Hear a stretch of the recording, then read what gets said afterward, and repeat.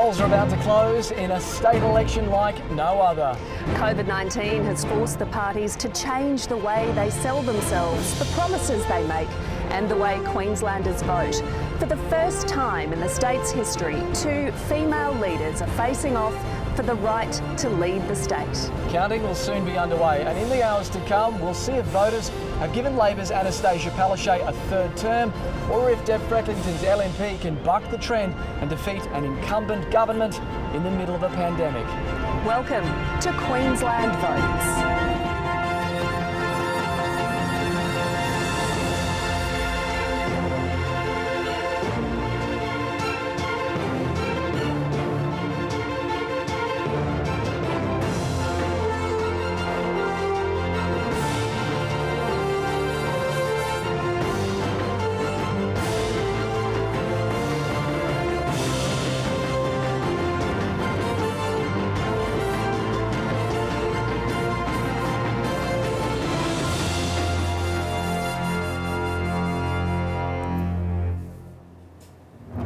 Hello and welcome to the ABC Election Centre at South Bank in Brisbane. I'm Jessica Van Vonderen. And I'm Matt Wordsworth. This election has been contested by a record 12 political parties and 597 candidates. Tonight we'll bring you the results from the 93 electorates in Queensland's Legislative Assembly. Coronavirus and the response to the pandemic has dominated the build-up to tonight, and it's had an effect on us. The ABC's chief election analyst Anthony Green is with us tonight, but not physically. He's joining us from Sydney. Anthony, you're taking us through the numbers, as you always would. Set the starting point for us tonight. Well, let's look at the chamber of the Legislative Assembly, the 93-seat chamber, which the people of Queensland of today and over the last 3 weeks will be determining the makeup of. Let's look as it was at the last election. At the last election, the Labor Party won 48 seats, two seats lost tonight, and they lost their majority. The LNP won 39, that's not been reduced to 38, with the defection of Jason Costigan, who's recontesting for North Queensland First, and 6 on the crossbench. 1 Green, 1 One Nation, an Independent, and 3 Katter's Australian Party candidates. If the ALP lose more than 2 or 3 seats, then they're going to have to talk to the crossbench or deal with them on a regular basis. And if they lose more than that, and you end up with the Labor Party and the LNP with roughly equal seats, then there's real horse trading to go on with the crossbench. And Anthony, there were unprecedented numbers of pre-polls and postal votes cast this election. What kind of bearing is that going to have on the way the count's going to unfold tonight? Well, they sent out 910,000 postal vote packs, and they've taken something like 1.2 million pre-poll votes. Now, tonight, they're going to count 925,000 pre-poll votes and about 330,000 postal votes. So about a third of the postal votes will be counted tonight, or probably more like half when you take account of the non-return rate. But they're going to take time. Because there's so few people out there voting today, some of the polling places have been like a busy day on the Clem 7 tunnel. So there have not been very many people there all day. And I think that those votes from polling places will come in quickly as a result. And so we're going to get this rush of early figures, and then it'll slow down because it's going to take, say, Bundaberg has taken 15,000 pre-poll votes at one centre. It's going to take 4 or 5 hours to count that. Some of the smaller centres will be quicker, but counting them and counting the postal votes is going to take time. So we're going to have a bit of a plateau for a while. We're going to have a rush, a plateau, and then the votes will start to go up again. So unless there's something dramatically there in the early votes, we're not going to know an early winner.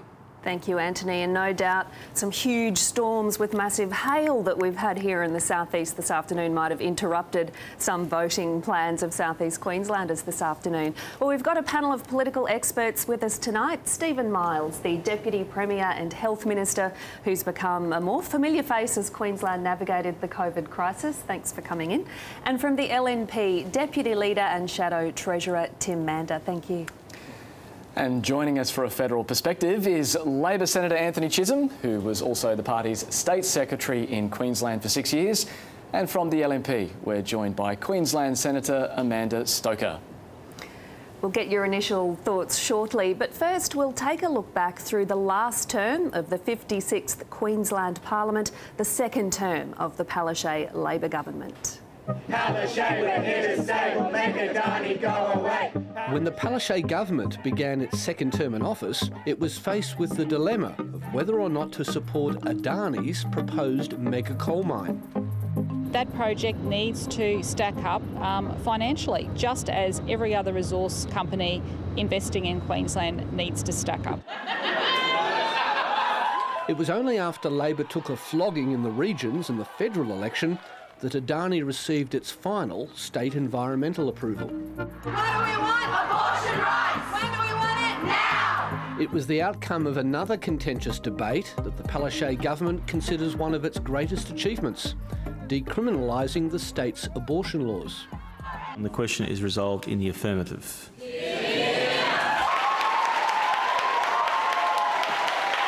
But the government's reform agenda wasn't always well received. And I say that's bullshit! Although tougher controls on farm runoff was welcomed by environmentalists and Great Barrier Reef scientists, it was condemned by farming groups. We're headed north to sit today. Screw these laws, let us have our say. One of the biggest challenges for the Palaszczuk government came from within its own ranks. It had to decide what to do with a minister who just couldn't shake off controversy. And it wasn't just any old minister, it was one of the most powerful voices in Cabinet, the Deputy Premier. I advised the Premier last night that I will be standing aside from my ministerial duties until the investigation is concluded. Jackie Trad resigned from Cabinet because of a Crime and Corruption Commission investigation into alleged interference with the appointment of a school principal. She was later cleared, while the opposition faced internal problems of its own. I will not be bullied by the backroom boys of the LNP. LNP leader Deb Frecklington survived a destabilisation campaign by her party's organisational wing, only to face an even more daunting task of taking on a popular premier in the midst of an ongoing global pandemic. We will do everything to preserve Queensland's good record at preventing the spread of COVID-19 in our state. By keeping the borders closed, it's costing jobs and closing businesses. Yet when it came to the election itself, the LNP steered away from talking about borders and instead focused on Labor's economic record and high unemployment. Both parties promised to spend billions of dollars to stimulate the economy during the COVID recession. The major point of difference being the LNP's promise to rein in debt earlier. Whoever wins this election will have to steer Queensland through what is shaping up to be a long and unpredictable global recession. We have reporters throughout the state keeping an eye on the results. At ALP headquarters, Stephanie Zillman, and at the LNP headquarters, Rachel Rieger. Steph, you're in Inala, the Premier's seat. What's the feeling there tonight? Well, just pretty subdued here at ALP headquarters so far. I think there's just a few lone rangers in the room. Other than that, it's mostly journalists and cameramen at this point. But later tonight, we won't be expecting to see quite the raucous scenes of years gone by. Just 100 people will be allowed in this room. But in terms of the mood throughout the Labor camp, I think it's safe to say that it's been pretty upbeat. Earlier today, when the Premier cast her ballot at her electorate of Inala, she certainly projected pretty confident, a pretty air of confidence, and that's really something that's been growing, especially in the final weeks of the campaign, when the Premier has really rammed home her message around the pandemic response and the fact that under a Labor government they've really kept the COVID-19 out of the state. Earlier in the campaign, she was campaigning very hard on a message of jobs creation and getting Queensland through this recession. That's really changed in recent days, really bringing home this point that under a Labor government, people can expect the same response that we've had so far, which is pretty great numbers on the pandemic. All right, Steph Zillman. And Rachel Rieger is at the Emporium in Brisbane. What's the mood amongst LNP faithful so far, Rachel? Well, Matt, at the moment, it's a similar sort of atmosphere here. There's not a lot of people at the moment, but we've heard that's because it's been all hands on deck at polling stations until the last week.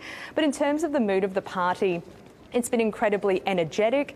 They're definitely pitching themselves to voters as these agents of change. And we saw that with opposition leader Deb Frecklington's last blitz to North Queensland today. So we saw her vote in Mundingburra at a Townsville State School. She also went to the electorate of Townsville. She went to Thurrangower, and she also went to Hinchinbrook. So that was Miss Frecklington's 5th visit to Townsville throughout this election campaign. We saw both sides really targeting those areas, and LNP insiders say that they are really getting a positive feeling from voters at the moment on the ground there.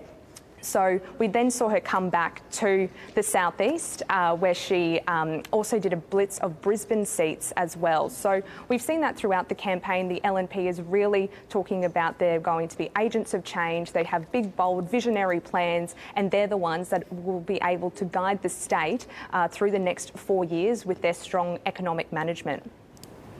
Rachel Rieger, thank you. Well, let's invite our panel guests into the conversation now. Tim Mander, if I can start with you, let's go to the numbers. 9 is the number the LNP needs to form a majority government. Can you get there? Jess, it will be a difficult task, there's no doubt about that. But Deb's ran a very, very positive campaign, a campaign all about the future, about having a vision for this great state, about having policies that will stimulate the economy and increase employment.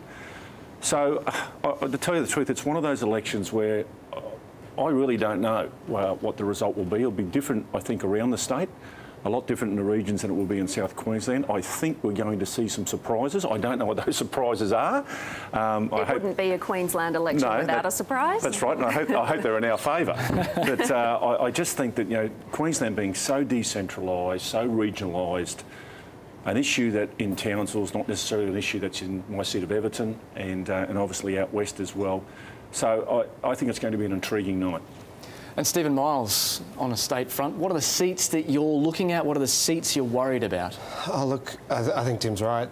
We'd be expecting to see some variation between the regions and Brisbane, and you've only got to look at where we've all been spending our time the last couple of weeks to get a sense of where seats could change hands. We'll be very focused on Townsville and Cairns, Barron River and Cairns. Obviously, we're defending seats in the southeast, but there are certainly seats in the regions where we've campaigned really hard. We've got good candidates who've run good campaigns, but they're the seats we'd expect to watch tonight. And Senator Anthony Chisholm, by your estimations, can Labor be returned with a majority tonight? I've been thinking about that question all day. I'd probably say I'm hopeful that that's the case, but there are a lot of variations. I think from a Labor point of view, we're looking at those regional seats and hoping that we can hold on to as many as we can. And then I think in the southeast corner, we've got to defend those 4 that were the key to us winning government last time. So that's Aspley, Mansfield, Redlands and then Gavin on the Gold Coast. So we've got to hold on to those. And then if we do lose any regional seats, then we've got to look to make those up in the southeast corner. And I think there's a couple of opportunities that I'd be keen to look at tonight in that regard. All right, and Senator Amanda Stoker, are we looking at any federal factors at play in this state election? Look, I think we should expect that the strength of the federal economic response will be a factor in the way that people vote today. In circumstances where there has been so much effort made by the Morrison government to cushion the blow of COVID on the economy, it means that Queenslanders may not be feeling, to the extent that they otherwise would, the impact of economic factors in circumstances where some of the health measures have been quite drastic. So I do think there is a federal element at play, but time will tell. All right, we'll get through those results soon enough. But roving reporter Dan Conifer will be taking us to the latest in key seats across Brisbane throughout the night. Dan, where are you now? Well, I'm currently straddling the Brisbane River on the Kurilpa Bridge in electorate terms. I'm not exactly sure I'm in an electorate, but to my left is South Brisbane, currently held by Jackie Trad. But for how many minutes or hours longer, potentially, that is the question in the fight of her political life against the Greens candidate, Amy McMahon. The Greens are sounding very confident that they can pick up South Brisbane tonight, but and even some Labor types are writing Jackie Trad off. But she is a political fighter, as many of her allies say, and she was out handing out at the West End State School until the close of ballots at 6 o'clock. Every vote will count there. On this side of the river, McConnell, formerly known as Brisbane Central, held by Grace, but she too is in a political fight, again against the Greens here. The margin that she's got is bigger. It's about 8%, but it really will be a fight about who comes second in McConnell. The Liberals should win on primary votes, but it's whether Labor comes in second or the Greens come in second, and then the preferences from the third party will then knock that number 2 up to number 1. Anthony Green will no doubt be keeping an eye on that through the night, as will I, roving around some of the hot spots here in inner Brisbane. Thank you, Dan. Well, Townsville is a key battleground. Labor trying to hold on to all 3 Townsville seats, but it won't be easy. A sign of how important the city is. Both leaders spent a lot of time in the region on the hustings. Siobhan Hinu is in Townsville. Siobhan, these races are tight. How are the parties rating their chances? Well, Matt, some observers will tell you that there are 2 elections in Queensland today, one in the south and one in the north. Now, already I'm hearing from inside the Labor camp a little bit of nervousness around their capacity to hang on to those 3 very marginal seats in Townsville. From the LNP side, they're quietly confident that they might be able to prize at least one of those seats away from Labor. And in fact, Deb Frecklington spent the day up here in Townsville on a last-minute polling day campaigning blitz. She even cast her vote here in Townsville, and that's more than 1,000 kilometres away from her home electorate. Now, while the pandemic response and jobs are at issue here, there are some very hyper-local issues that are on voters' minds, including youth crime. That's an issue that generates a lot of headlines and a lot of debate up here. And the LNP has tried to play to that tough on crime angle with policies like its youth nighttime curfew idea. Now, of course, the other wild card in this election will be the influence of the minor parties in the northern seats. There's historically a very low number of first preference votes that go to the big 2 parties up here in the north. And that means that the preference flows from the minor parties will have a big impact on determining who makes it across the line. Siobhan Hinu in Townsville, thanks so much. Well, it's only 6:15. We're only 16 minutes after the polls have actually closed, but we've got some early figures already, Anthony Green. Yes, this is Ilfracombe. Sorry, let's go to Gregory. That's the one I was after. We've only got the grand number of 20 votes from Ilfracombe.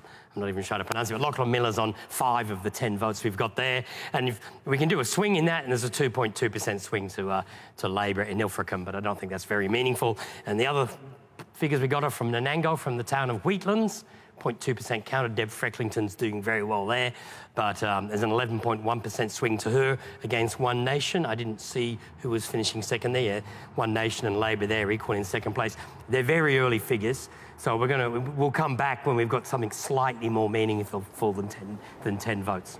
Thank you, Anthony.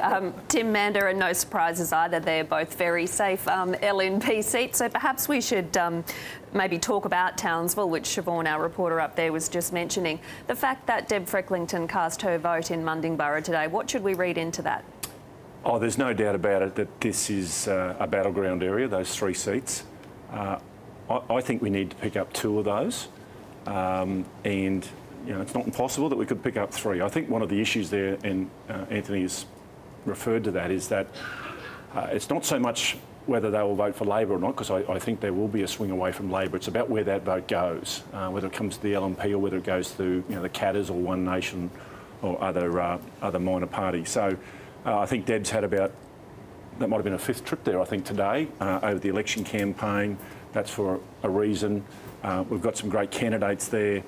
That will really be the centre point, I think, tonight with regards to what happens on those 3 seats. And as Anthony said earlier, in Cairns and Barron River as well. And Stephen Miles, you spent a bit of time in Townsville. How are you reading the lay of the land when you go up there?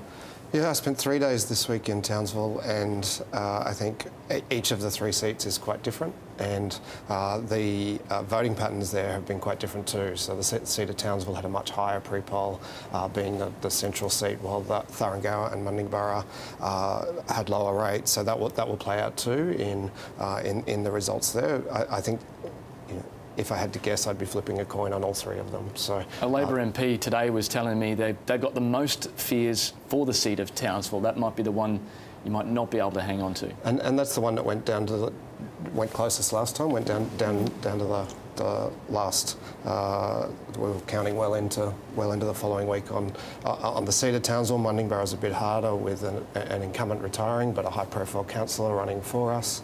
Tharan Gower, Aaron Harper's worked that seat pretty hard. So they're three tough seats for both sides, I think. And I think Tim's probably right that if we can hold on to two of them, then we can offset those losses elsewhere in the state. I think if we lose two or three of them, then it starts to get a lot harder. Anthony Chisholm, what impact does it have when you do have a retiring MP? Coralie O'Rourke in Mundingburra, she's one of 3 Labor MPs retiring at this election. Yeah, it's going to be an interesting thing to watch tonight, because I think that Labor is vulnerable in Mundingburra as well. But I would say Les Walker, we picked an outstanding candidate, long-term councillor, used to host a fishing show on the local radio. So I think he'll get a good preference flow from Katter and One Nation voters that we mightn't have got otherwise. But it also presents opportunities. So Pumicestone, which there's been a lot of speculation on, retiring LNP member there. Caloundra, another one where you've got a retiring LNP member. So there might be swings and roundabouts on where there are retirees, might present opportunities for us as well. And Senator Stoker, crime seems to be the overwhelming campaign issue in North Queensland. How do you think that plays into the results we're going to see tonight? I think it's going to be really important in the results that we see from Townsville. In terms of the participation I've had in the grassroots campaign in that district, there was a really white-hot anger from people from all of the 4 seats in that patch. And they knew they were angry about the failure to deal, particularly with repeat youth crime, but it wasn't overly apparent where that anger was going to be directed and whether that meant it would flow onto votes for the LNP or for one of the minor parties. There was still an element of guardedness in people's responses. So it'll be interesting to see where preferences go. As Anthony said, I think they're going to be quite important, particularly in that district. Yeah, in those Townsville seats up in North Queensland, One Nation traditionally has polled quite well. How would you expect them to go this time? Again, I think the Townsville district could have One Nation voting rates that are different to the rest of the state. In general, I think One Nation's popularity isn't what it was in the past. I think it's come off quite a little bit. But in circumstances where Townsville has its own culture and its own style and different concerns to much of the rest of the state, it could also define the trend in One Nation popularity rates. Well, let's go to the Gold Coast now, to the very safe LNP seat of Broadwater, held by the Shadow Tourism Minister David Crisafulli, who's standing by ready to talk to us. Mr Crisafulli, thank you for joining us this evening. As a senior member of the LNP team, I know that you've been travelling around the state during this campaign as well. What's the sense you're getting about the way tonight's going to go? I think the assessment before is spot on, and that is effectively 2 elections tonight. The mood in regional Queensland is palpable. They are waiting with baseball bats. The question is whether or not the fragmentation of the vote occurs and whether or not this lunacy of a split ticket comes home to hurt us when we need it most. Because I think if you ask the everyday person in Townsville or Cairns or even Mackay whether or not they want to change the government, the answer is absolutely yes. But when you're seeing minor parties who are running 2-sided tickets, that confuses things to no end, and unfortunately that could see the return of some bad members who don't deserve to be returned. David Crisafulli, you're in a pretty noisy room there, I think, at the moment. But let's talk about the Gold Coast, because that's where you are an MP at the moment. How divisive an issue has the borders been? It certainly has been, but Jess, the most divisive manner has been the way in which everyday people have been treated. And we got that time and time again. The stories of people who have loved ones cooped up but then watching on television people lounging beside a pool, that's the sort of mixed messaging that I think the Leader of the Opposition has articulated throughout the campaign. What will the impact be? Who knows? but there was certainly a positive mood in the northern part of the coast today, aside from some very large hailstorm that happened later on. That wasn't so positive, but aside from that, things felt good on the ground today. You were an MP up in Townsville. How's the economy up in North Queensland, and what impact will that have on the results tonight? The economy will count, but law and order is the big one, and I think Tim Mander articulated it well before. We need 2 seats there. It's not beyond the realms of possibility to get all 3 if the preferences go the right way.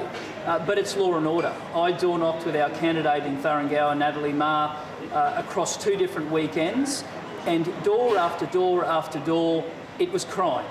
And it was crime for 2 reasons. One is they want more police, and justifiably so, but the second is they have seen a watering down of the youth justice law, which sees the same little faces go around time and time again, get the same little slap on the wrist, and that's why the response from the LNP has been really strong on this, because it is the defining issue.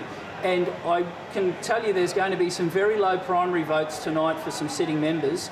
I just pray that those votes come home to elect in the city of Townsville 3 very, very capable candidates, vast different backgrounds, a defence, a police officer, and a great community champion and a former local government servant. They'll make wonderful members of parliament. God willing, they'll help change the government. The LNP went into this election with only 1 seat north of Bundaberg. How much pressure is there on Deb Frecklington as leader tonight if the party's standing doesn't improve? But it's not about that. This election is about the pressure that's on individuals, the pressure on their businesses, the pressure on the person who can't go to bed at night because in North Queensland they mightn't have a car there, the pressure for my constituents who are somehow trying to climb a way through the mixed messages on the border. That's the people that matter. I know they're the things that occupy the minds of those in the media, but it's not of the people we speak to. That wasn't an issue raised with me today, but there is a mood for change, and I'm praying that that mood resonates and helps us change a government that doesn't deserve another 4 years by trading on 4 months. And this election is about the next 4 years, and I am praying for change, and I know many people who I met today wanted the same thing. David Crisafulli, thanks for your thoughts tonight. Thanks, Jess. Insiders host David Spears will also be with us through the night with his analysis. David, how do you see tonight unfolding? Well, guys, I think it's worth remembering that since this pandemic began, we've had elections in the 2 Australian territories, and in both the ACT and the Northern Territory, we've seen the incumbent returned, the Labor incumbent in both examples. More recently, we've had the New Zealand election as well, and again there, for Jacinda Ardern, the Labor incumbent returned quite powerfully. So I think it's clear that where a government is seen to have done a good job in keeping people safe during a pandemic, well, voters feel comfortable enough in returning them. I put that caveat there of where they're seen to have done a good job, because in a few days we'll see the US election where it might be something very different indeed. But I think the expectation is generally, certainly within Labor, that yes, they might lose a couple of seats net, some gains here, losses there, but will hold on most likely in a minority government situation, because Anastasia Palaszczuk is seen to have done a reasonably good job with the border closure and keeping Queenslanders safe. Look, as you've touched on, there are so many unknowns when it comes to Queensland elections, so many surprises that could emerge tonight. No one's too certain about this, but with the federal implications, it is complicated by the fact we're in a pandemic. If Labor is returned tonight, well, it doesn't necessarily translate into good news for Anthony Albanese and federal Labor. It will largely be seen as because of the way Palaszczuk's handled the pandemic and the border closure. It'll certainly, take some of the wind out of the sails of federal Liberals who've been railing against the border closure. Conversely, if the LNP manages to pull off a more difficult victory tonight, well, that will give some boost to the coalition federally. But because we're in the midst of this, it's all about the pandemic. Who knows what it's going to mean for a federal election, which is at least another year away. There'll be implications for other parties, though, too. If the LNP does lose ground to the Katter Party, that'll put more pressure on Michael McCormack, the federal Nats leader. His internal critics will make sure of that. If we see One Nation's vote go down again, as many expect, well, again, that'll be seen as the air going out of the One Nation balloon once again. Can Pauline Hanson re-inflate it a third time around? There's also the Greens to look at tonight. They're expected to do well, particularly in Brisbane. They've done very well in the ACT recently, and this, if they do well tonight, will make Labor MPs in inner city electorates feel even more nervous about their position on things like climate and gas and so on. David Spears, thank you. We'll come back to you later on in the night. Counting has been underway for almost half an hour, and Anthony Green can bring us some more early figures. Well, they're very early figures, but just to get people the sense there is counting going on. And we'll run through some of these key seats. We're talking about Cairns. Michael Healy won this for the first time at the last election. He defeated San Marino, and they're having a recontest at this election.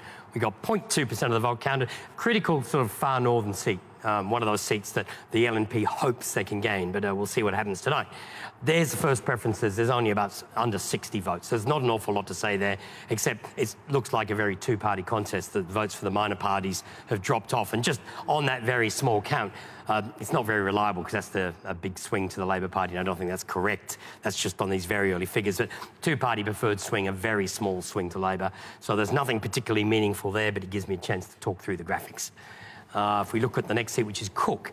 Now, there's some interest in this electorate because Cynthia Liu is the Labor candidate. Now, this is obviously up from Torres Strait, where she's originally from, and you get 68% of vote for the Labor Party. Ed Nipper-Brown, who's a Mareeba Shire councillor, is from the other end of the electorate. He's on second.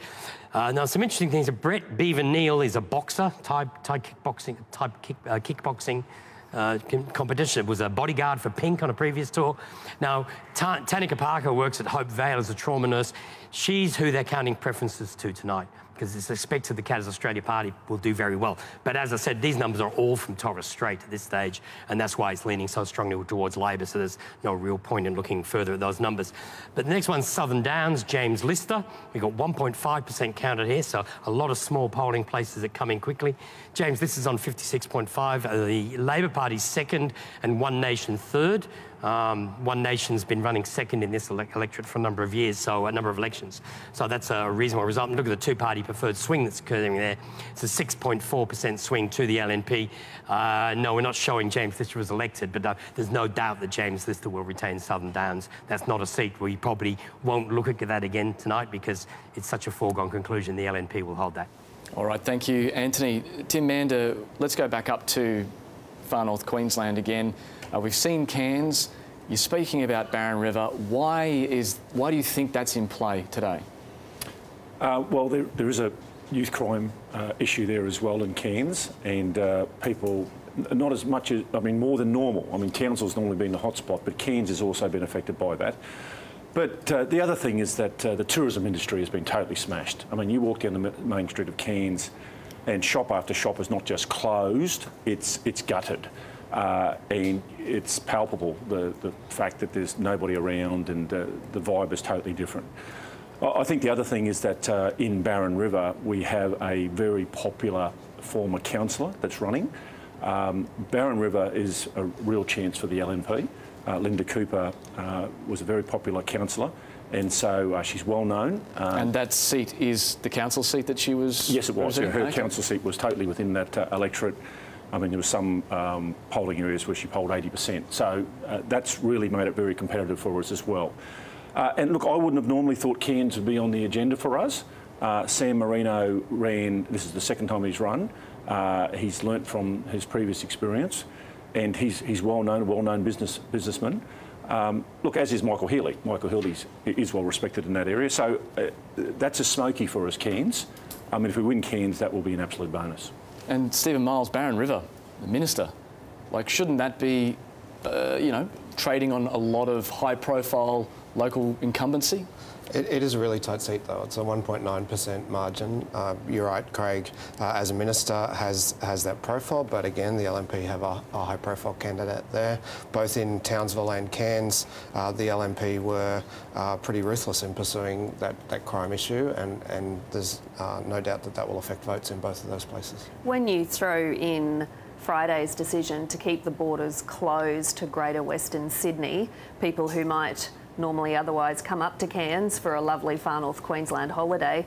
Does that add to the possible move against Labor? Does that make it more difficult for the Labor MPs to hang on? Yeah, so we kept the border closed to Greater Sydney on the basis of the health advice, and we really didn't have much choice but to do that. That's what we said we would do all along.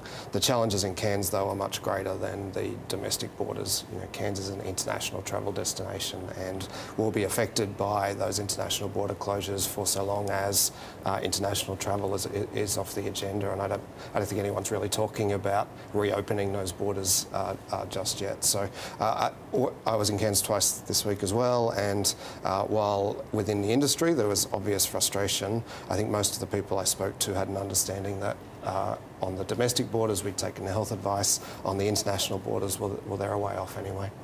Yeah, Senator Stoker, the border issue, it seems like there's a majority opinion in Queensland to keep the borders closed. A narrow majority, but still a majority.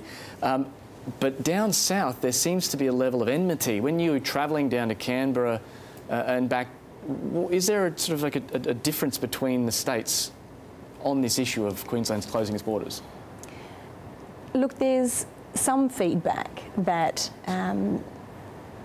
reflects a frustration about it appearing overly politically motivated in circumstances where those who were coming from and returning to Queensland until recently faced 2 weeks of quarantine, in circumstances where nothing really that draconian was required even from people from New South Wales.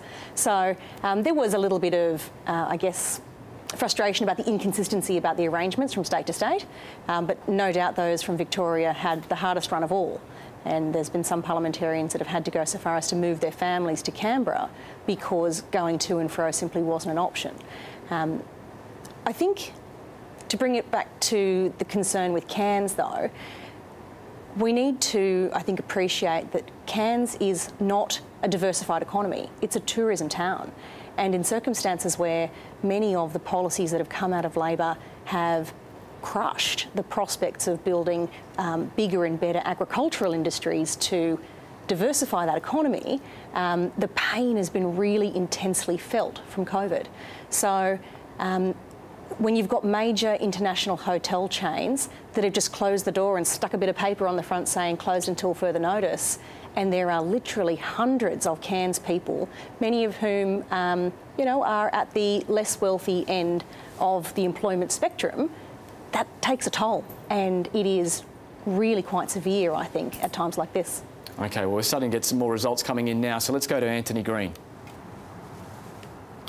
Yes, we got Gladstone. Again, it's one of those seats you get lots of votes from seats which are pretty safe for one side or the other, and Gladstone's one of them. Glenn Butcher, the Labor member, will be easily re-elected at this stage with 5% of the vote counted. He's got 68%, and that's what you normally expect in Gladstone. It was a different seat for a few years when Liz Cunningham held it as an independent, but with her retirement, it's gone back to being an ultra-safe Labor seat. Now, the next seat is Condamine. Again, one of those seats that covers the Western Darling Downs. Pat Ware, 63.2%. This is a seat, again, where One Nation normally come second, and they're actually finishing third behind Labor at the moment. And at this stage, so Pat Ware will go on to hold that seat. There's no difficulty there. And the next one's Callide, where there's no One Nation candidate. Colin Boyce has got 66% of the vote, 2% of the vote counted. He will go on to easily retain that seat. That's Jeff Seeney's former seat. Colin Boyce won it for the first time at the last election. Now, I just want to toss in one other observation, and that is that the primary vote at the moment, if you look at the change in vote, the most significant thing we're seeing at the moment is this collapse in One Nation vote. On everything we're seeing so far, the One Nation vote is down. They averaged 20% in the seats they contested at the last election. That's down to 8% this time. So that's what we're seeing, is this collapse in the One Nation vote. Now, they may do better when we get things from places like Townsville and for some of the larger centres, but they're not doing it all well in the small country towns that we're seeing at this stage. Anthony, thank you. Anthony Chisholm, does that surprise you? No, I think it's an important point, because I think at the last election, the LNP primary vote collapsed 8%, and a lot of that went to One Nation. So I wasn't anticipating that the Liberals would get a bounce back if One Nation were to drop off. And it is quite mystifying, because I just didn't see a campaign from One Nation. So apart from their sitting MP in Moreni, I did not see much activity from One Nation. I went through Mackay to Townsville, I did Brisbane to Gladstone, and not much of a presence at all, and not much visibility from Senator Hanson either. So it was a pretty lacklustre campaign from One Nation, and I think what we're seeing is a lot of that vote's gone back to the Liberals that they lost at the last election compared to 2015. We've spent quite a bit of time talking about the far north of the state. I wonder if I can bring it back to the southeast corner, because I don't think here on the desk yet we've actually talked about South Brisbane, which is one of the seats that, you know, we're really looking out for tonight because of the former Deputy Premier Jackie Trad there.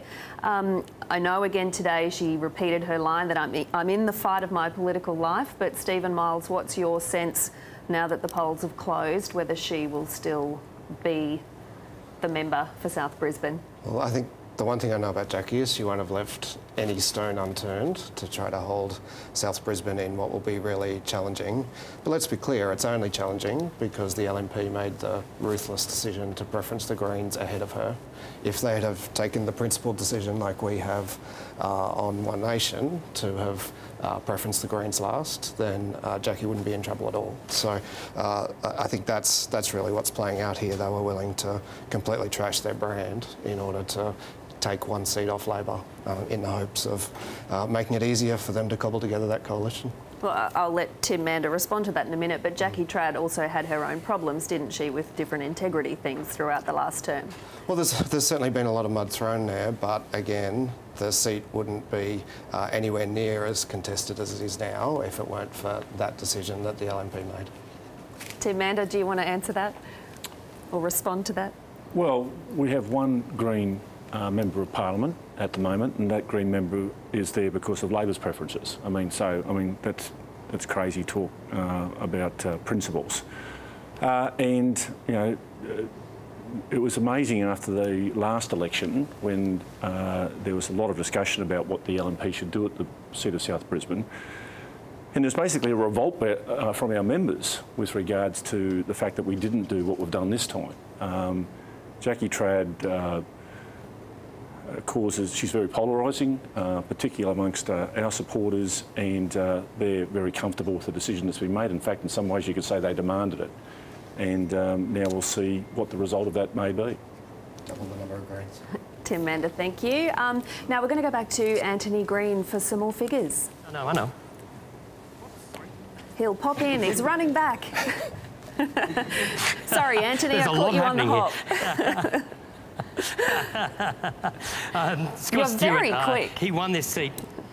Oh, well, that's right, but there's a lot of people here helping me. Scott Stewart won this seat at the 2015 election, and John Hathaway was the man he defeated. Now, Hathaway didn't recontest in 2017 when Scott Stewart sneaked back in with a 0.4% margin. Now, we've got Belgian Gardens and South Townsville at this stage, 4.4% counted. Again, a low-looking primary vote for the first preferences for the major parties in this election. 11% there with Caddis Australia Party and 11% for the Greens. One Nation well down on last time. If you look at the change in vote there, you can see that not much change in the major parties, but a big switch there between the minor parties with the collapse of One Nation and the rise of Caddis Australian Party. Now, on those two polling places, it's turning into a 1.1% swing, which puts the LNP on 50.7%, ahead, but certainly not decided. So we'll be coming back to Townsville through the evening.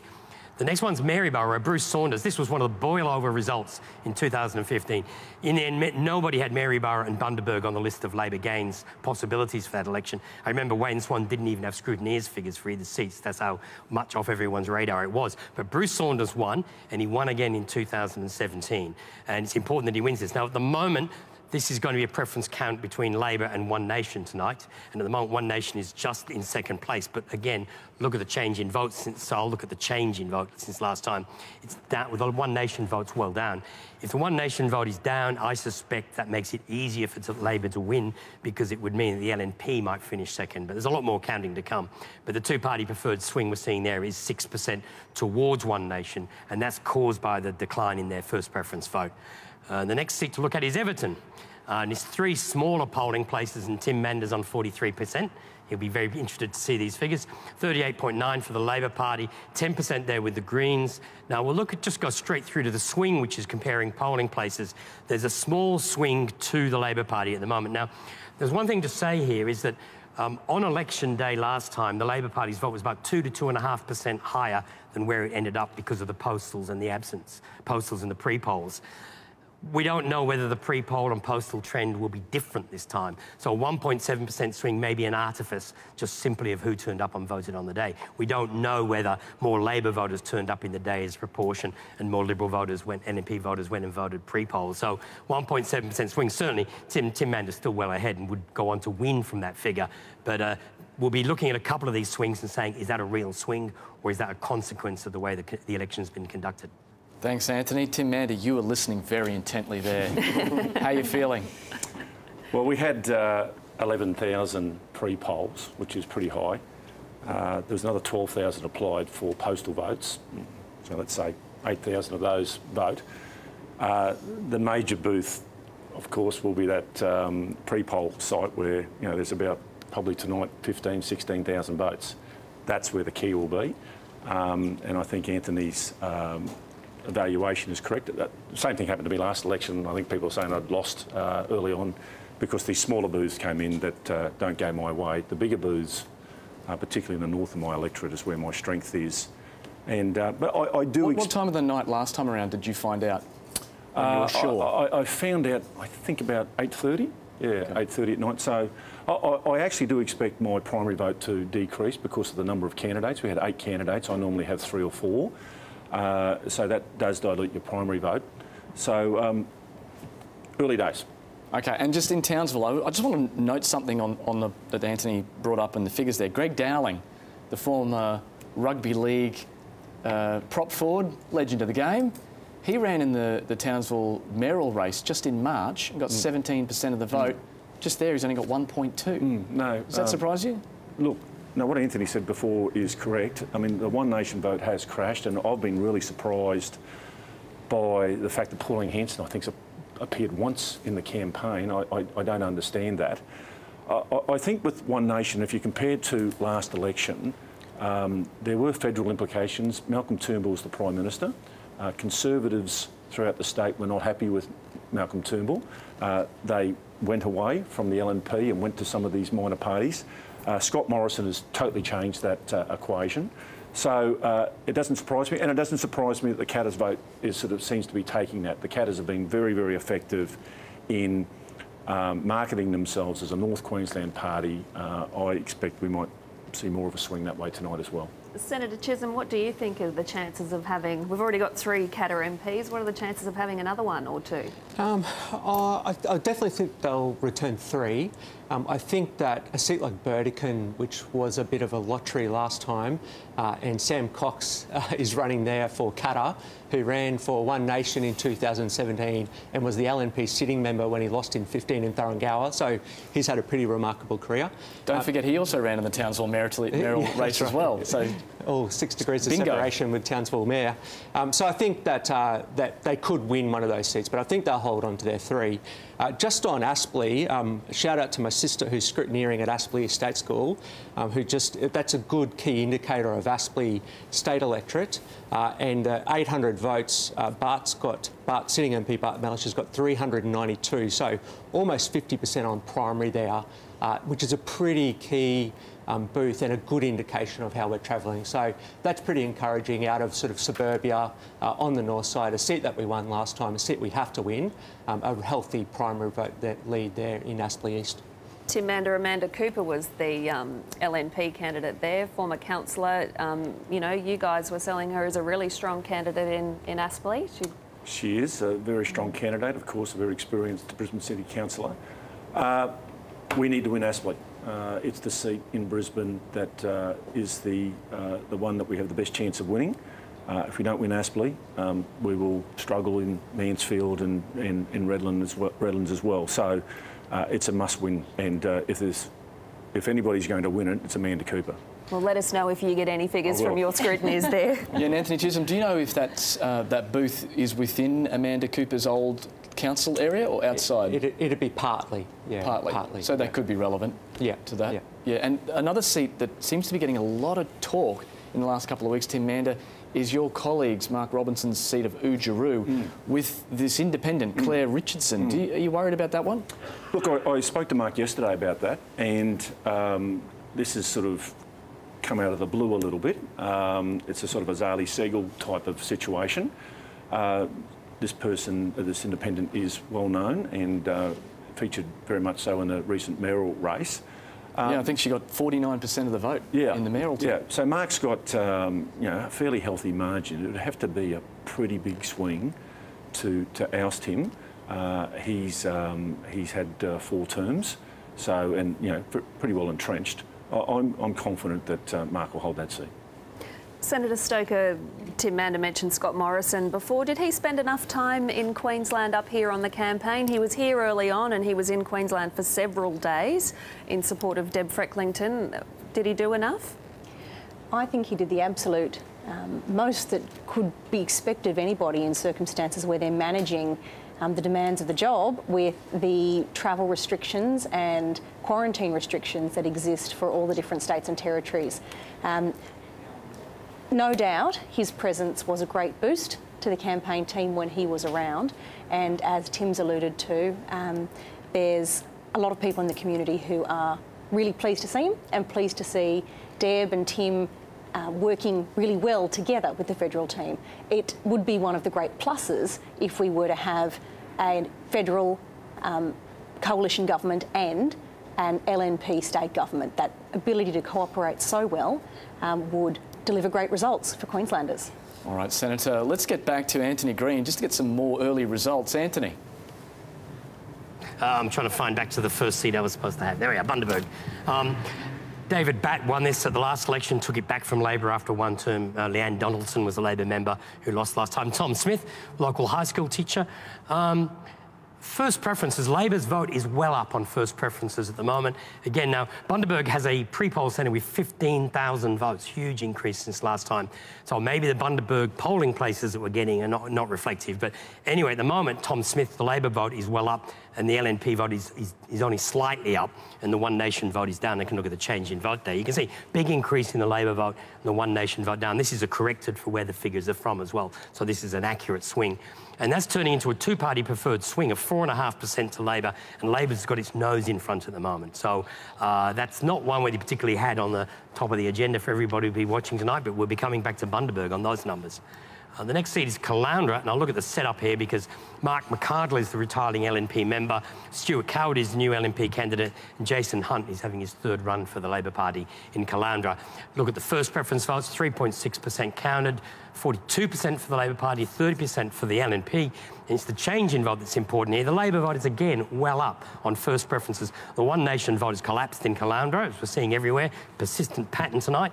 And the two-party preferred swing on the polling places we've got is 4.5%, the same as actually in Bundaberg. So Labor's ahead, but certainly we're not calling it at this stage. The next seat, Currumbin, Laura Gerber won this at the by-election earlier this year. We got 3.4% counted. Carly Camprat's also contested the by-election. The Greens got 14%. Richard Stuckey, who's the husband of the former member, Jan Stuckey, who is a bit of a bit of disagreement between the Stuckey family and the LNP at the moment. He's only got 5%, but he has a harder vote towards Labor. The change in votes since the last state election is down strongly for the LNP. The Independent up 5, and others up 5. I forgot to mention a very important person here. Anna Palmer has 2.1% of the vote. It's got the highest profile of any United Australia Party candidate in the southeast, given she's married to Clive Palmer. The two-party preferred swing that's occurring is 4.6%, which puts Labor ahead. So we've got 3 seats there where Labor's doing very well at this stage. Now, is that a trend or is that an artifice of the way the count's coming in tonight because the pre-polls and postals come later? But they're all encouraging figures for the Labor Party, discouraging for the LNP. Yeah. Maiwar, Lauren Day's ahead on first preferences. The Greens on 38.5, Labor 17.3. Michael Berkman, of course, won this for the Greens at the last election, defeated Scott Emerson. the change in vote there. The Labor votes well down, the Green votes well up. The Greens have been campaigning vigorously. The Labor Party's sort of run a very quiet campaign, has run a little bit dead, as they say in the trade. And at this stage, that's turning into a two-party preferred swing, 3.9% to the Greens. The computer at this stage won't give that away because it's less than 10%. We always like to avoid embarrassing early calls, but in this case, I'm pretty confident that's an actual result and the Greens will hold Maywa. Thanks, Anthony. Stephen Miles, Currumbin. That's one of the seats, you know, that everyone had asterisked off to keep a very close eye on tonight. What do you make of that? Well, there's certainly encouraging results across a range of southeast seats that we've thought you might have put in the kind of roughy basket that were worth keeping an eye on, and we're certainly seeing that across Currumbin. We've got some early results in from Bundaberg that seem to confirm that trend. And what's going on in Bundaberg? Anthony was questioning that too. So the booth that we have back has an 11% swing. That's almost a number I'd not want to use. So we'll have to wait and see. But big movements in Bundaberg, potentially big movements in Caloundra, as you saw there. We're getting really positive results out of Palmerston, although I understand 2 of their polling booths are out of electricity and not counting at the moment. So we might get a delayed result there as well. Yeah, it's been a pretty huge So that storm. southeast swing could well see us gain seats, and then that obviously makes the task of the opposition in getting to a majority that bit harder, even with movements in the north. Yeah, Tim Mander, this is looking pretty grim. Bundaberg, are you worried about losing that seat? That would be one you weren't expecting. And Caloundra, retiring MP Mark McArdle there, obviously had some personal following that you've lost. Yeah, look, whenever you lose a retiring member, a long-time retiring member, that's always makes it vulnerable. Look, it's way too early. Dave Batt for Bundaberg is an outstanding local member, former police officer up there and councillor as well. Yeah, too early at the moment. Let's wait and see how that evolves over the next short period of time. Are you surprised by Currumbin? I mean, Currumbin is the electorate that is exactly on that border with New South Wales. You'd think if there was any sort of anger about border decisions, it would be in Currumbin and the economic impact of that. Yeah, well, there's been some extraordinary circumstances there, Jess. Laura won that in a tough battle 7 months ago and did well to do that. We all know that the former member has been highly critical of the LNP, and to tell you the truth, I think it's one of the great acts of political treachery by the Stuckies, people who have represented the LNP for 14 years and 14 years, a lifelong pension on the LNP brand, and then now the husband's running and preferencing Labor. And I suspect that the announcement by the Premier the day before voting started about euthanasia laws is directly related to the Currumbin seat, where that is the platform that Mr Stuckey is running on. But there must be some feeling in the electorate as well of support for Jan Stuckey for what happened to her, otherwise Richard Stuckey wouldn't get 5% of the vote. That may well be the case. I mean, again, Jan was a long-serving member that was there for 14 or so years. Obviously has some sort of personal following. Yeah, and she said she was bullied out of the LNP. Of course, never substantiated those allegations whatsoever. So, you know, it's problematic, no doubt about it. And, you know, Laura will be doing well to hold on, but she's a great candidate. She's proven to be a great candidate. And, again, it's too early to call. Yeah, we'll keep watching that one. But Anthony's going to be back with us momentarily with some more results. These should be interesting. Yeah, Mundingborough. This is 3.5% counted. Coralie O'Rourke is the retiring member. Les Walker, the new candidate, and Glenn Doyle, a senior police officer in Townsville. Has been doing a lot of work on crime and disorder up there, and this is, as in all the 3 Townsville seats, this has been a really winning contest, of course. Labor's well ahead on first preferences, but it depends where it comes from. It's interesting to see that the LNP are on 25.7, Katters Australia Party on 13. So it's no great increase in the first preference vote there. That might be a case of... No, it's actually an increase. It depends where the vote's from. This is from a Labor polling place. So the LNP vote is up since last time. Again, One Nation vote has collapsed. Now, this is translating into a 1.7% swing to the LNP, and Labor is ahead. Certainly not enough to call at this stage. So Mundingborough's one we'll be coming back to later. Cook. Now, Cynthia Liu, She's still ahead, 35.8, a low first preference vote. Ed Nipper-Brown is in second, Tanika Parker third. One Nation on 9.6, their preferences might help Caddo, which would get them ahead of the LNP, and that would be a danger to the Labor Party. But there's, as I said, Cook is a, there are polling places that vote 90% Labor and some that vote 90% LNP. It takes a time for those figures to settle down. If you look at the change in vote that's occurred, the Labor vote's static, the LNP vote's up, One Nation is well down, the others are up. There's just so many candidates in this contest. The two-party preferred swing, we've got two polling preference counts. Now, this is the complexity of the count. We've got a preference count between Labor and Caddo's Australia Party in two polling places, but that preference count bears almost no relationship to the first preference votes at this stage. So that's not very reliable at this stage. Barron River, I haven't seen these figures yet. 4% counted. Linda Cooper, who's been on council up there for 12, Cairns Regional Council for 12 years, used to present radio programs on local radio up in Cairns. Craig Crawford, who's a minister in the government, is in trouble on those numbers. The Greens got a big 18.9%. This is a seat the Labor Party often wins on Green preferences. Let's look at the change in vote. The LNP vote is up again. One Nation down, other candidates down. And when you look at the two-party preferred swing coming out of that, 5% to the LNP. I'm not sure if that's a preference count or not, but again, that's not a seat we give away at this time of the night. So at the moment, Barron River's another seat we're coming back to. So we're seeing some seats where the Labor Party's doing well, and there's some seats where the LNP is doing well. And that's been one of the questions all along, is whether COVID-19 and the ban on the border would have different impacts in different parts of the electorate. Morani, now, 8.9% counted. It's another electorate we need to know where it's from. You've got the Pioneer Valley and the sugar districts. You've got mining towns on the edge of Rockhampton. It's a completely disparate electorate. You've got Mount Morgan as well. At the moment, Shane Hamilton is ahead, but on a very low first preference. And LNP preferences would like Stephen Andrew at this stage on those numbers. But there's been a bit of a change in the vote in this contest. The Labor first preference vote is down. The LNP vote's a bit of all over the place going on there, but it's translating into a 5.5% swing to One Nation. Now, that's very hard to work out from those first preferences. That's factoring a lot of factors into the two-party preferred. So again, that's another electorate we'll be coming back to, but they're reasonable figures for One Nation on two-party preferred, but he's only Stephen Andrews only 4% ahead of the LNP on first preferences. So the question is whether he stays in second place or not. If he falls third place, it doesn't matter what that preference count is. Stephen Andrew can't win that contest from third place. And then we've got South Brisbane, tiny count, 40.7. I've done all the polling places. 36% for Jackie Trad, 17% for the LNP. The candidates are in the order I would have expected to see at this election. The change in vote is the Labor vote down, the LNP vote down, the Green vote up. One Nation didn't stand last time, which is why their vote's up.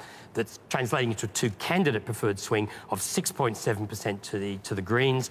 And if that swing continues for the rest of the count, the Greens will win that seat, but it's only 1.3% counted. It may be, two polling places next door to where everyone's having a party or something. So Greens are having a party. So you don't know. You have to know where this information is from. But there are very encouraging figures there for the Greens in South Brisbane.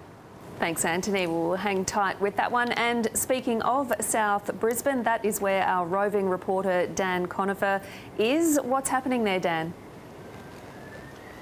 Well, Jess, not a great deal at the moment. I'm in the car park of the Souths Leagues Club here in West End, and probably only one of a few car park crosses you'll have tonight, because Jackie Trad, the current Labor member for South Brisbane, actually isn't having any media inside her election night event, and in fact her staff didn't tell the media where it was. We had to figure it out for ourselves. But here is where it is. But that certainly doesn't seem to bode well for a Labor victory in South Brisbane tonight by Jackie Trad. I saw her earlier at the West End State School. She was handing out how to vote cards there right until the close of polls at 6 p.m. And certainly there wasn't an air of confidence or a feeling of confidence in the Trad camp, whereas the Greens were up and about as they were coming into polling day today, thinking that they were almost not assured, but pretty confident of picking up this seat of South Brisbane, picking it up after promising that they wouldn't go into a minority government with the LNP, potentially giving some Labor voters that in the past have flirted with the Greens permission to vote for the Greens, knowing they're not going to get an LNP government by doing that, and also some Labor voters that mightn't mind the idea of the Palaszczuk government having to negotiate with a more progressive force in the Greens in government. So this will be one to watch, but not good signs from the Trad camp this afternoon. Dan Conifer, thanks for that. All right, let's go north to Craig Crawford, who is the sitting MP for Barron River, also the Minister for Fire and Emergency Services. Let's go to Anthony first, though, just to get an update on his count. Yeah, as I said, it's Craig Crawford versus Linda Cooper. Look at the first preference votes here. Labor's got 7% counted. Labor's on 38.6. Linda Cooper on 35.9, and the Greens have got 16.9. Now, this is from some rather good. Actually, I've lost track. No, they're good Labor booths. So if you look at the change in vote that's occurring there, the Labor vote's up, the LNP vote down. One Nation vote well down. The two-party preferred swing we're seeing on that 7% is about 0.4%, and the Labor Party's ahead. As I said a minute ago when we looked, the Labor Party was behind, but you get that on early figures. That's why we don't make predictions this early. At the moment, the Labor Party is just got a tiny swing to it, 7% counted. There's a long time to come in the counting for Barron River. Thank you, Anthony. And Craig Crawford joins us now. Thank you so much for your time up there in Cairns this evening. What do you make of those very early figures, Mr Crawford? Well, look, it's no surprise. Obviously, it is very early. You know, it's been a very, very hot campaign up here. Interestingly, unlike other campaigns, we haven't seen the minor parties much on the ground at all. There's been no One Nation presence or Palmer presence, even though they have candidates. But we have had a very strong Greens campaign up here, and I think this is probably one for Anthony to have a look at what happens with the Greens. They've had a lot of people out, a big presence. I don't think they're going to be in the 2PP, but it could definitely influence some of the preference flow. But it comes as no surprise to me to see those numbers that you've just had. I'd be very happy if it stayed like that for the rest of the night, but it is early days. You're expecting it to be close, though? Look, it's always a close seat, Barron River, and if you go by, you know, if you look at the various, you know, feedback that you get on the polling stations, the pickup rates, the comments, what we've seen today, very much like what we saw during pre-poll, you know, very sort of consistent. I'd say that, you know, my primary and Linda's primary will probably sit pretty close to each other. I think it'll be a preference occasion up here like it normally is in Barron River. Yeah, Linda Cooper for the LNP served on Cairns Regional Council for 12 years. You've got someone you're up against someone who's quite well known in the region.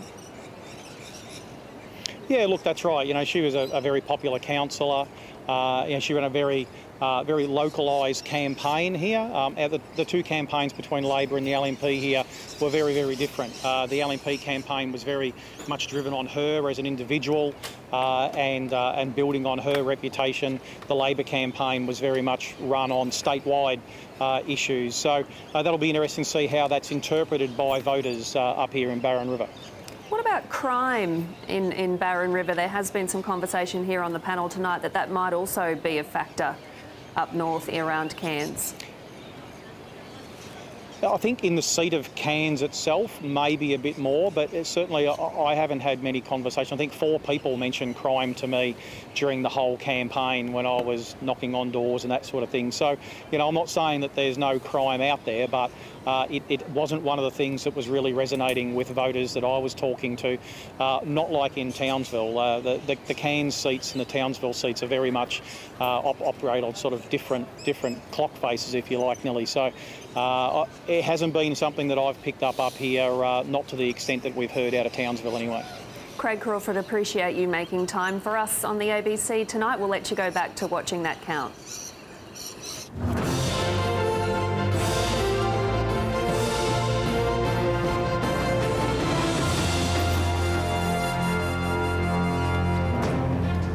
In Townsville in the state's north, 3 seats are in play tonight. All are tight races with a long list of candidates contesting. Townsville is the ALP's most marginal, held by just 0.4%.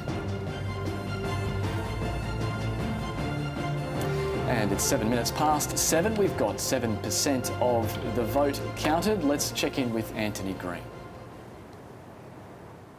West. Well, what I'm seeing, we'll look at the statewide figures that we've got at the moment. We've got 6.5% counted. The Labor Party's on 37.8, the LNP 35.3. These are projected figures. They're corrected for where the polling places are from. The Greens are on 10.6, One Nation 7.6. And remember this, they scored 13% last time, 20% in the seats they contested. They're contesting 50% more seats, and their vote is well down. So they're the big losers so far. Canada's Australia Party, 2.5. I don't know how much Clive Palmer has spent on this campaign, but he's got 0.7% of the vote. And if you look at the change in vote, the Labor Party's up 2.4, One Nation up 1.6, the Greens up slightly, One Nation down 6. So that's the biggest story we're seeing at the moment. Now, what's interesting is if I go home and I hit a button down here, which I don't use very often, if I look at the swings in southeast Queensland, we're seeing a 2.3% swing towards Labor. If I look at the swing in the rest of Queensland, regional and rural Queensland, it's 1.4 to the LNP. So at the moment, we're seeing swings going opposite ways in the two parts of the state. Now, we talked about this a lot. This might happen. That's exactly what we're seeing tonight, and it's why we're going to be in for a long night, because on those numbers, the Labor Party could gain seats in the southeast and lose seats in the north. Until we get a lot more numbers, it's very hard to turn them into an accurate prediction. Thanks, Anthony.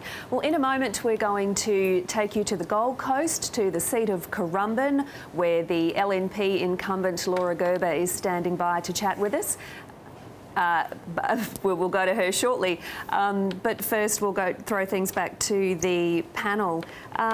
Stephen Miles, have you got any juicy details coming through that you can share with us? We have 4 results from scrutinies at 4 booths in Gavin showing a swing to us at this stage, but there's a general caution about how much we read into these booth results without knowing what the demographic difference is, as well as the point in time people have voted. So people who voted 10 days ago, the issue mix might have been different then to how it is today, but promising results in Gavin where I think the LNP might have hoped to be able to take one office. And for those of us who are entirely focused on the seat of Marumba, like me, my wife has just sent her scrutiny form to me, which gives us an 8% swing on primary votes. So very pleased with that result from Mango Hill State School. Thank you to everyone at Mango Hill State No School. doubt you are happy with that one. You're also a bit of a student of Maywa figures.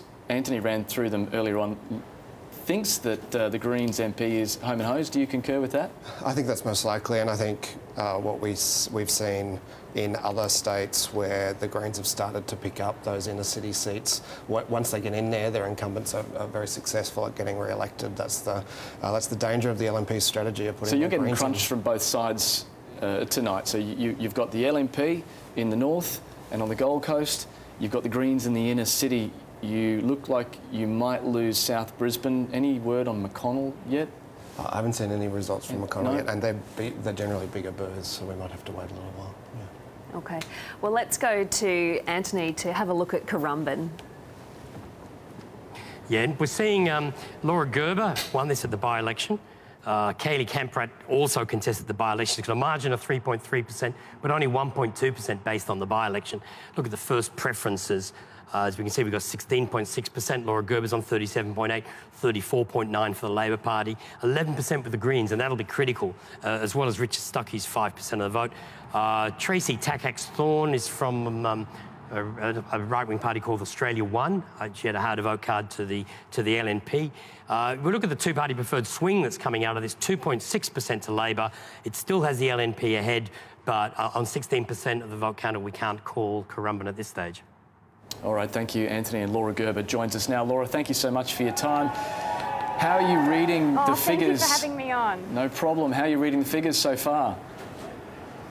I'm just so excited to have been here. I've had such a great day on the booths. It's been really positive. My volunteers have done an amazing job. It hailed down here today. We had some sunshine, we had some rain. It's just been a really great day in Currumbin. You don't seem very stressed. Every MP I speak to from Labor or the LNP just scratching their head over Currumbin about what's going to happen. Well, it is very tight. It's going to be marginal and every vote's going to count. But I'm just really excited. I've had a great day and I've worked really hard. I've given 100% and left nothing in the tank, and I think that's all I can do. So when you won this seat at the by-election earlier this year, you had a lot of noise from the former MP Jan Stuckey, and now her husband is running in your seat. What have you thought about that? Yeah, I have honestly just been focused on Currumbin. I've not concerned myself with the minor parties or the independents for that matter. There've been there are 8 people that ran in Currumbin, so it was a big enough draw as it was.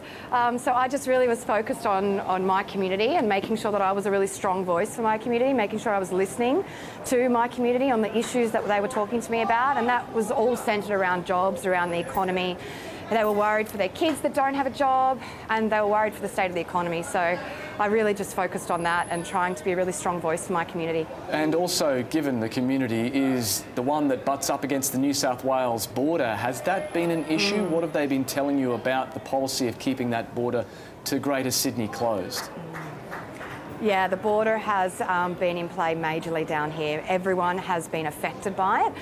So most of the Currumbin community have been really politically engaged because of that. And they've seen the politics at play on the border.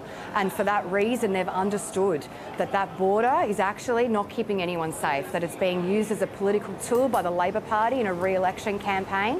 And it's been really, really concerning for the people of Currumbin. And I've tried to be a really strong voice for them on that. I've stood up on the borders in Parliament, and I'll continue to be a strong voice for my community on those borders. Yeah, so do you think that the border should have been open to Greater Sydney? We absolutely will not keep that border open for a minute longer. I've said it time and time again. I've said it on the polling booths, and I will continue to say it. We must follow the health advice, and we will. But those borders have been absolutely politicised.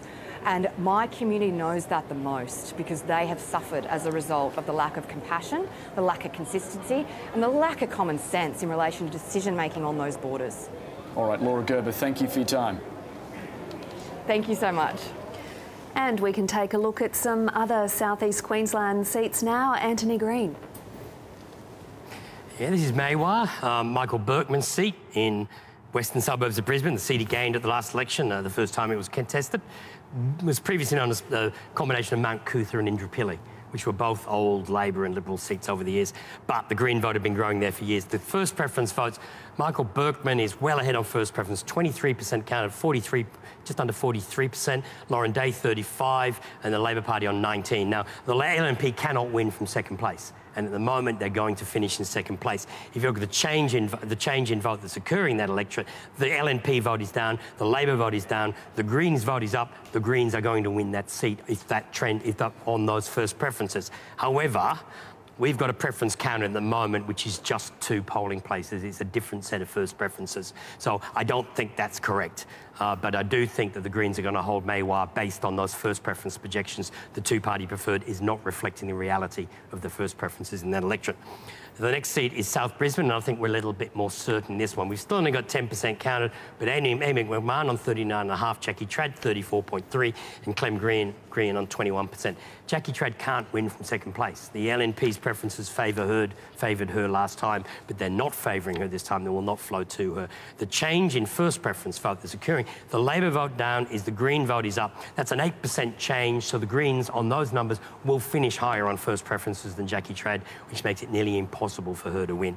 And if we look at the 2-party preferred, the 2-candidate preferred, it's a 10.9% swing on the polling places we've got. That's an estimate of preferences, not an actual, but I think I've factored in 65% of LNP preferences to flow to the Greens, flow in the how-to-go-out card. Even if that was weaker than that, it would bring down that swing, but it probably wouldn't change the result. So it looks like Jackie Trad is on the way to being defeated. Now, this is interesting. Chatsworth, this was a Labor seat for a long time. It fell to the LNP at a by-election in 2005, won back by the Liberals, won back by Labor in 2007, fell in 2012 and didn't go back to Labor since. Steve Minikin's ahead on first preferences. There's a vote there for the independent. We've got a few 2-party preferred booths in this electorate. There's a 3.4% swing, and Labor's just ahead in Chatsworth at the moment. Chatsworth has got the highest postal vote rate in the state. So that may be not a swing which is reflected through the rest of the night. So Chatsworth, it's always a seat you have to watch. And at the moment, Labor's just got that nose ahead, but it's certainly not time to call it yet. But Caloundra's looking very interesting for the Labor Party.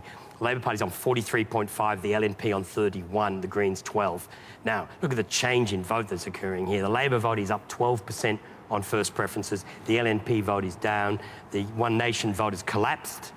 and that's translating into a two-party swing of 4.9% to the Labor Party. And at this stage, we have Labor ahead in that electorate. So that's quite a dramatic result. It's the seat that the Labor Party was concerned, the LNP was concerned about with Mark McArdle's retirement, and that's certainly showing up in these early numbers. Again, we're not giving that seat away, but again, we're seeing this peculiar swing of to Labor in the southeast and away from Labor in the rest of the state. Thanks, Anthony. Tim Mander, so the loss of Mark McArdle again, problem. The Labor candidate, this is his third attempt. So do you think it's that recognition that's getting him over the line, or is there something else going on in Caloundra we don't know about? I don't think there's anything else going on that we don't know about, but look, it's really important to note here that the voter turnout today was incredibly low, very low. So the figures you're getting in I don't think it's really reflective, right? So, for example, in one of my seats where you normally have 2,800 people vote, 1,000 people voted today. That means they're in pre-poll, that means they're in postal voting. So I think we're going to get these funny-looking swings early. So what you're saying is voters on the day favour Labor, and the other votes, the postal votes, they might favour you. Well, traditionally, postal votes and pre-polling do favour the LNP.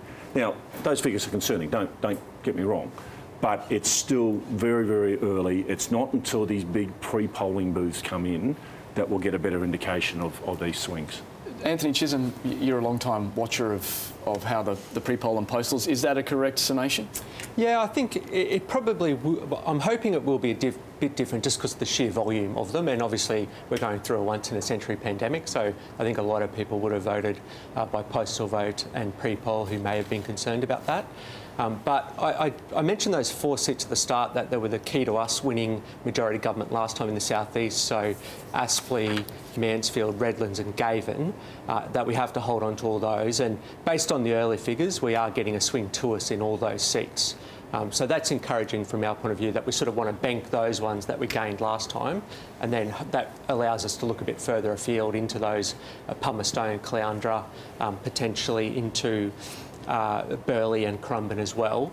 But I did want to just touch on Hervey Bay, where there's another retiring LNP member, is probably at some stage worth looking at, just given what's happening in Caloundra and given what's happening next door in Bundaberg, where we are getting a swing to us.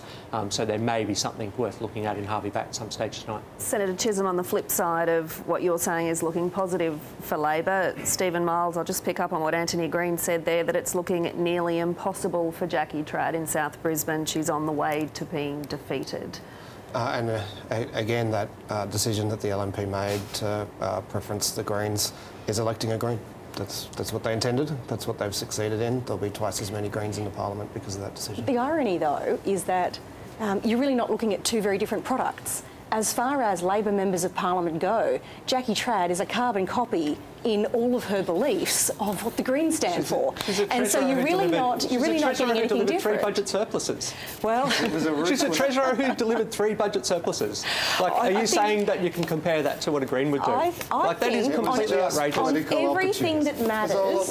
everything that matters to LNP voters, she stands as an absolute carbon copy, and so it's not surprising, I think, that the LNP membership in particular were enthusiastic about holding her to account for that. So far, the only seat the LNP can claim tonight is South Brisbane for the Greens.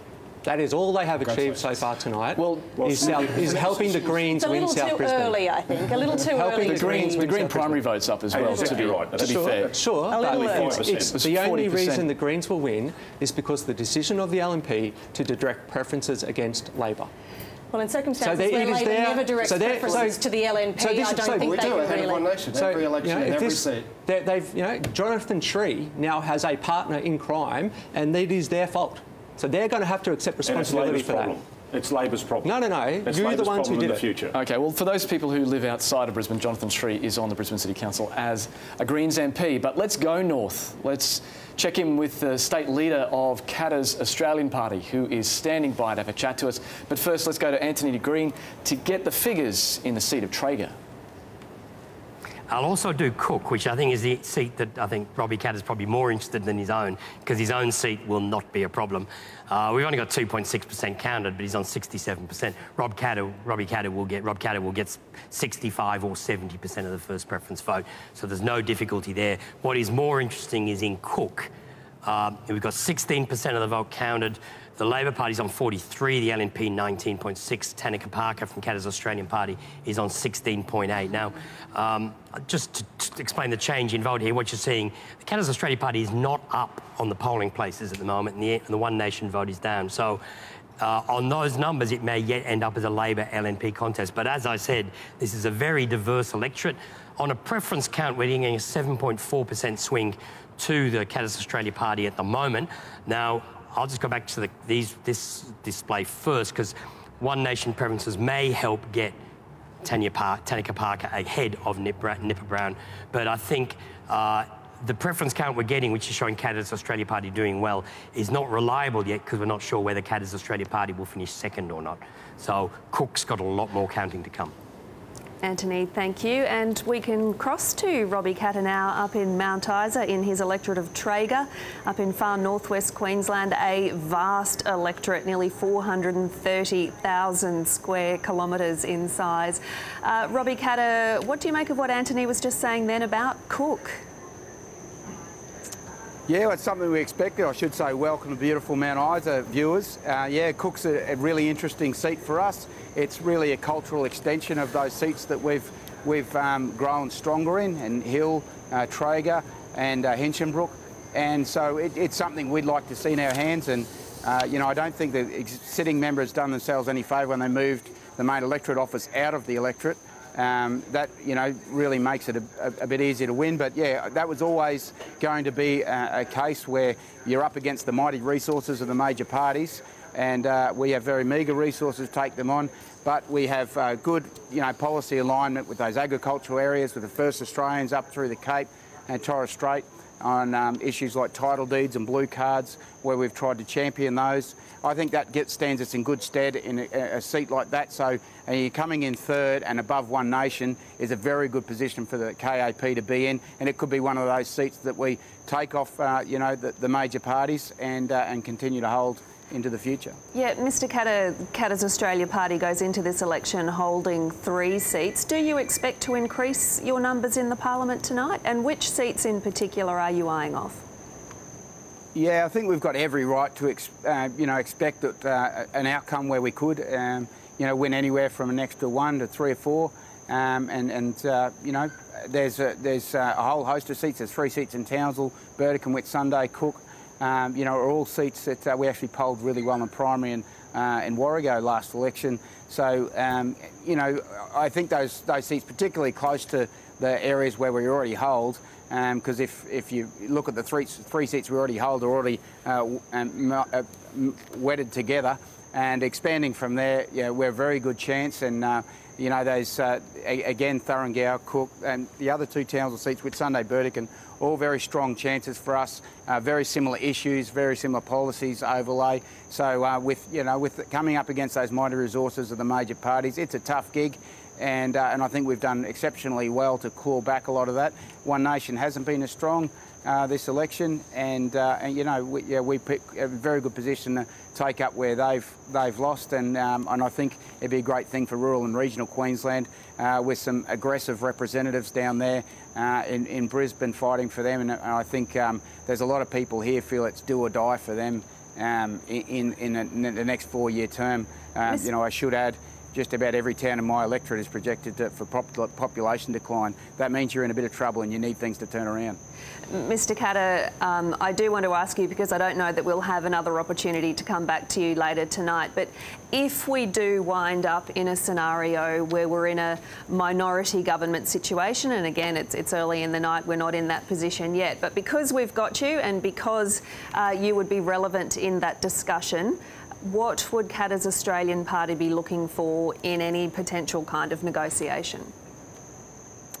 Look, you know, there's a number of policies on mining, building dams, water storage, you know, things like ethanol, mandating ethanol, something we feel very strongly about with the biofuels. And, you know, there's a lot of, and, you know, delivery of some services in rural and regional areas. There's some things we feel very strongly about.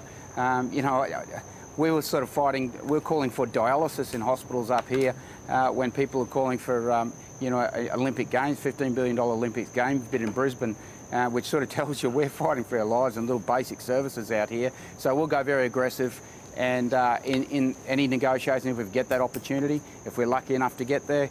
And you know, I hope that the major parties come to realise that you can't ignore these places for that long, and that things need to be radically turned around, or we're going to continue to decline in these areas. So, yeah, I think it behoves us to behave very aggressively in any negotiations, and it's pretty silly to ask people if you're tending one way or the other, because I think, you know, I might look stupid, but I'm not that silly that I would tell you who I'm going to go with before I even get to a negotiating table, because I know what I'd do. I know what I'd say if I was on the other side of the negotiating table. Bugger off. You've already told me where you're going. So, all right. You know, let's see how we go. Holding your cards close to your chest there tonight. Robbie Catter up in Mount Isa, thank you so much for taking time to speak with the ABC tonight. We'll let you get back to your supporters.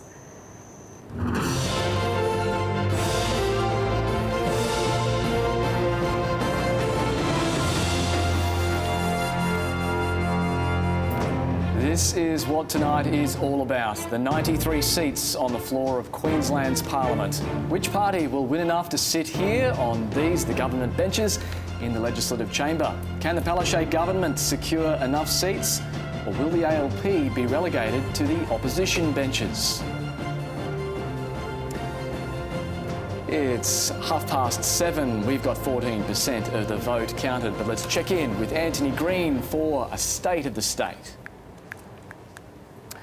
Yeah, what we're seeing, let's look at the primary vote. 14.3% counted, 37.8 for Labor, 34.8 for the LNP. I think those figures are slightly better for Labor than the poll that was published this morning. The Greens on 10, One Nation 8, which is slightly worse than what the poll was saying. 5.2 for others, 0.7 for United Australia, 2.8 for Katter's Australian Party.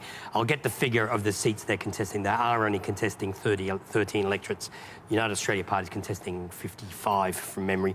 If you look at the change in vote, the Labor vote is up 2.4, the LNP vote is up, Green vote's roughly the same, just a smidgen up. One Nation's down 5.5, Katter's Australia and United Australia are up, and others are up. So there's the story of this election at the moment is the collapse of the One Nation vote, and it's going to different places. It seems Labor's doing slightly better than expected. Now, whether that's One Nation or going to other parties and they're drifting off, but we're not sure. But that's what it's turning into.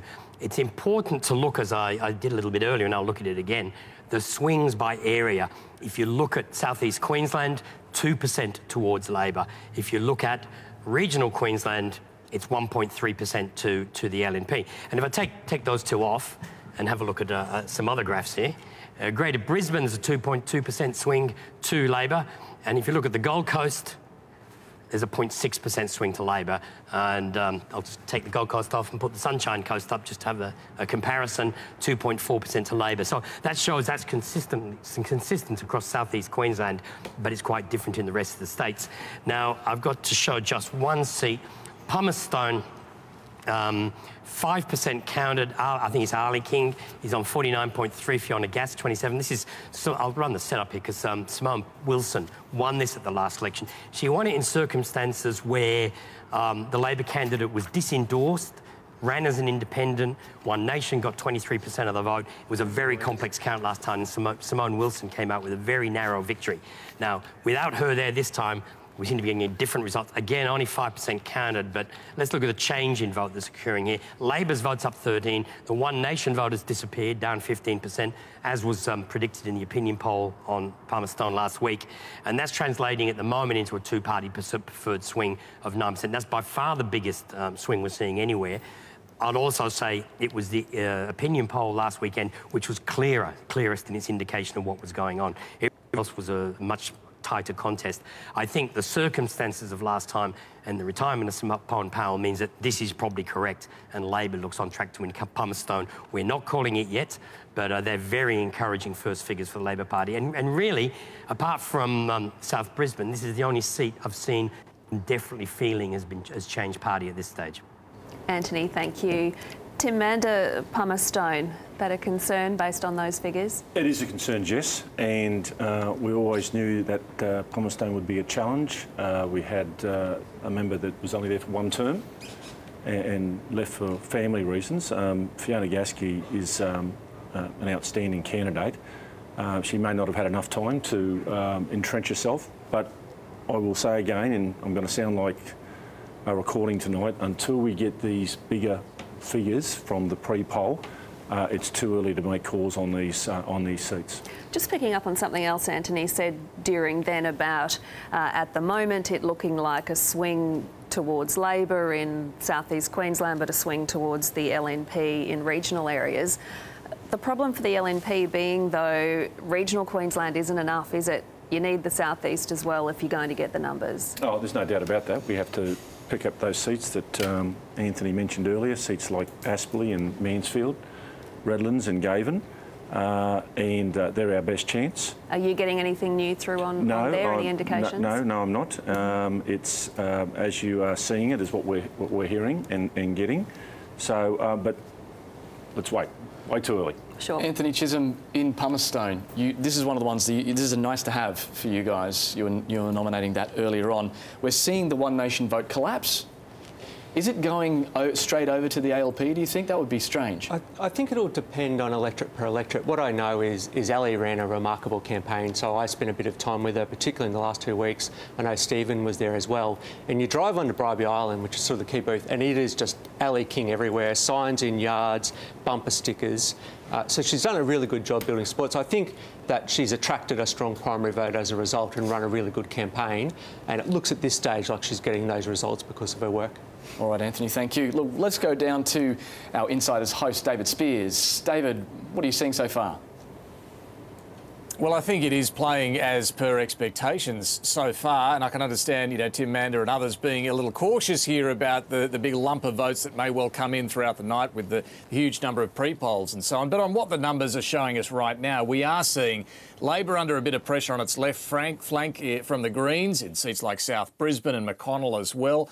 Under pressure in the north of the state from the right flank to the Katter Party and so on. But it's expanding its hold in the centre, if you put it that way. Look at southeast Queensland and the increase in the Labor vote so far tonight. It's more than offsetting these losses. So you just don't see the sort of angry reaction against the Palaszczuk government that some in the LNP were hoping to see in parts of the state. So I think Labor would be feeling pretty comfortable about where things are at right now. I want to bring in Karen Andrews. She's the Federal Minister for Industry, Science and Technology. She's joining us from the seat of Currumbin, which is right there on the border with New South Wales. Thanks for joining us this evening. What do you make of that swing, particularly in the southeast corner of the state, towards Labor? Why do you think that's happening?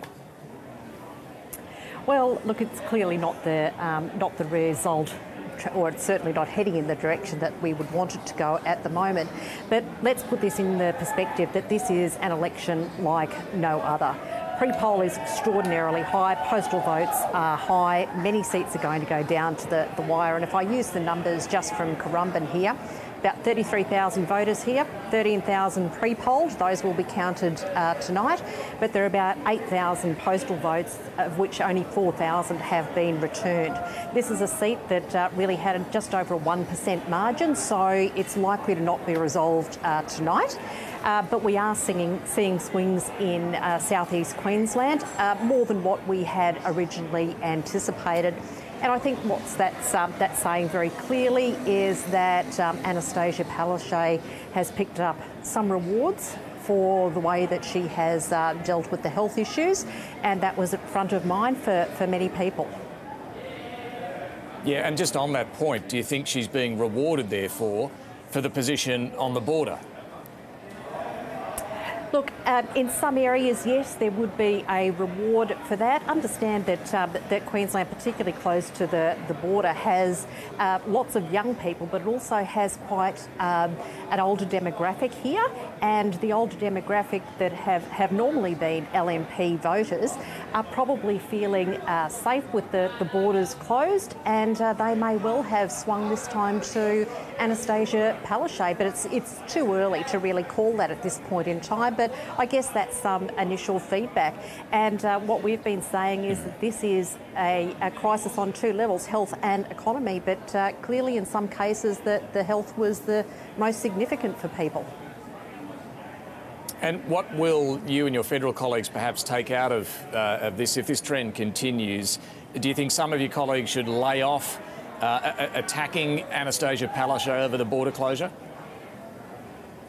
No, because I think that there needs to be a recognition that the border closures are hurting businesses. Now, right here on the Gold Coast, you've got people that are losing their businesses because tourists aren't coming here. They can't get here, and yes, there's some a reopening of the border. There's more of New South Wales that can come here next week. But our businesses here have been devastated, and if you own one of those or work in one of those, your life is not the same. It really isn't. But there are other people, those that are retired, our independent retirees, people who are working in areas that have not been so affected, that see that it's okay to keep the borders closed. But it's very clear that this is an economic crisis. We need to move quickly to make sure that we do get those borders open and that we do make sure that we kickstart, turbocharge the Queensland economy. Can I ask you finally, just on, I guess, internal LNP issues this year? Deb Frecklington didn't exactly have the smoothest run this year. Some suggest that, you know, she was undermined from party head office and so on. What have you made of this? Did she get a fair go? Look, certainly it's been a tough road for Deb, but I think she has been a good campaigner. I think she's been out there. She's been up in North Queensland a lot during the campaign, and you're actually seeing that rewarded because North Queensland has swung to the LNP. By what we're seeing so far. So I think she's been rewarded. She's very good on the ground. She comes across as very warm, very compassionate, very easy to talk to. That's being rewarded on the ground. So look, I think she's done well.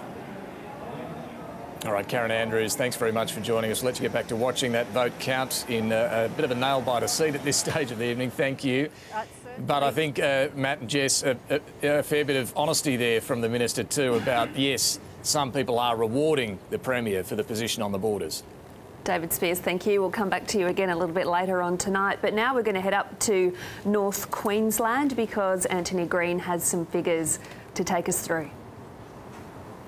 Well, this is the third seat in Townsville we haven't looked at yet, Thuringowa. Aaron Harper won this in 2015. Natalie Ma is the new LNP candidate. Now, we've got a margin there of 1.2. That's a two-party preferred margin. Labor won it with a margin of 4.1% versus One Nation at the last election, but One Nation are nowhere near finishing second this time.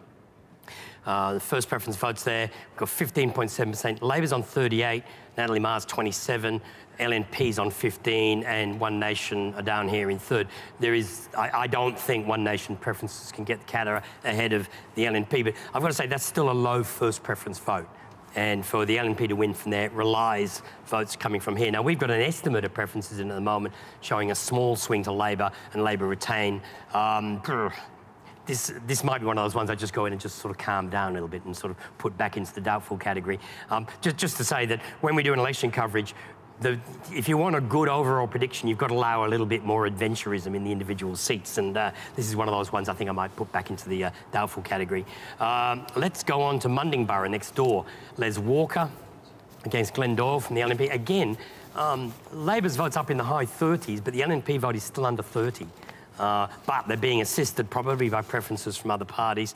I haven't got a preference count in this electorate, but we've got our estimate as a 0.8% swing in the Labor Party's ahead. We're not giving away Mundingburra at this stage. And Townsville, which is the third seat, now the LNP vote is stronger in this electorate. This is traditionally a little bit better for the LNP, but they're still trailing there, and it relies on Katter's Australia Party and Green preferences. I'm trying to remember, I think I just saw a preference count come in and there's a small swing to the LNP. So again, Townsville remains in doubt. Now with 23% of the vote counted, there are some huge postals and pre-polls to come. I'll have a look in a minute, but that's probably close to the end of the polling places, which is one of the slight difficulties we're having at the moment. And if I go to the, so just to explain that, because we've got the bottom of frame which ticks away and gives away seats. If I draw the chamber now, it gives you something that I think is the same numbers as on the bottom of frame, which is the Labor Party's on 43, the LNP 28, 3, 6, 7 on the crossbench with 2 Greens, 3 Katter's Australia Party.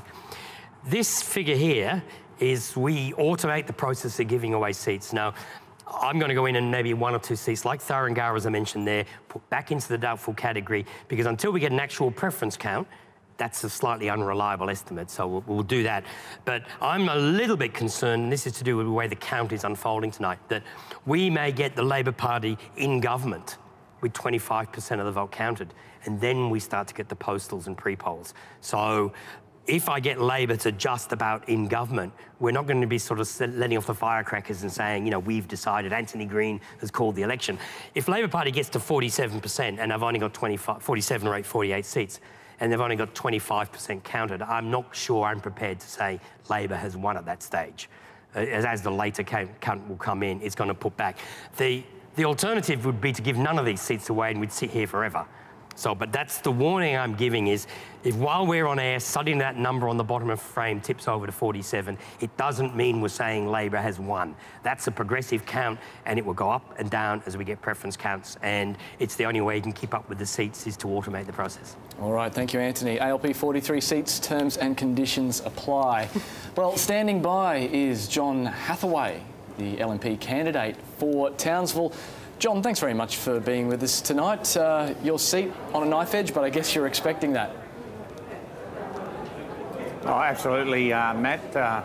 It's been a very long, hard slog, and in fact, today was extremely hot, but surprisingly silent and very quiet around the polling booths. I have not seen an election day quite so quiet with the people coming into the polling booths, which is in stark contrast to previous elections. Largely, I put that down to the fact that so many people have voted early with the pre-poll and all the postals, and my understanding is it's somewhere in the order of 70 to 80%. And so I've got to say that over the last 2 weeks of also extremely hot and sweaty weather, that we had people streaming into the pre-poll or the early voting centre quite determined and the like. And so I put that down to the large groundswing that is in our community looking for a change. Well, this is Labor's most marginal seat. Just 0.4% is the swing that you need. What are you looking for to get that swing? Oh, well, look, Matt, I think it's obvious. It's not about what I'm looking for to get that swing. It's what the community of Townsville want to get that swing. And, you know, over the last 5,000 door knocks and 8,000 or 9,000 phone calls, the community was a strong 60+% on wanting change. And why did they want that change? Well, largely it was because that the total inaction of the current Labor government on the hot button issue, which was crime. And they have patently failed to deal with that over the last 5 years, and 3 crime plans and 14 bullet points and the like. And that's what the community was talking to me about. And so that's what I understand was driving the community to so speedily walk into the early voting centres to make their mark. The curfew issue was something that raised a lot of controversy, a lot of talk. How do you think that's been received since it's been announced by Deb Frecklington? Oh, absolutely. From the community perspective, the curfew issue has been well received. And what it is really is about a alternative LNP government that is seeking to try and solve a problem that for the last 5 years has fallen on deaf ears of the local members and the Labor government. And also it's about, the curfew is about giving another tool to the police to actually solve the youth crime problem that has been plaguing our city and region for so long.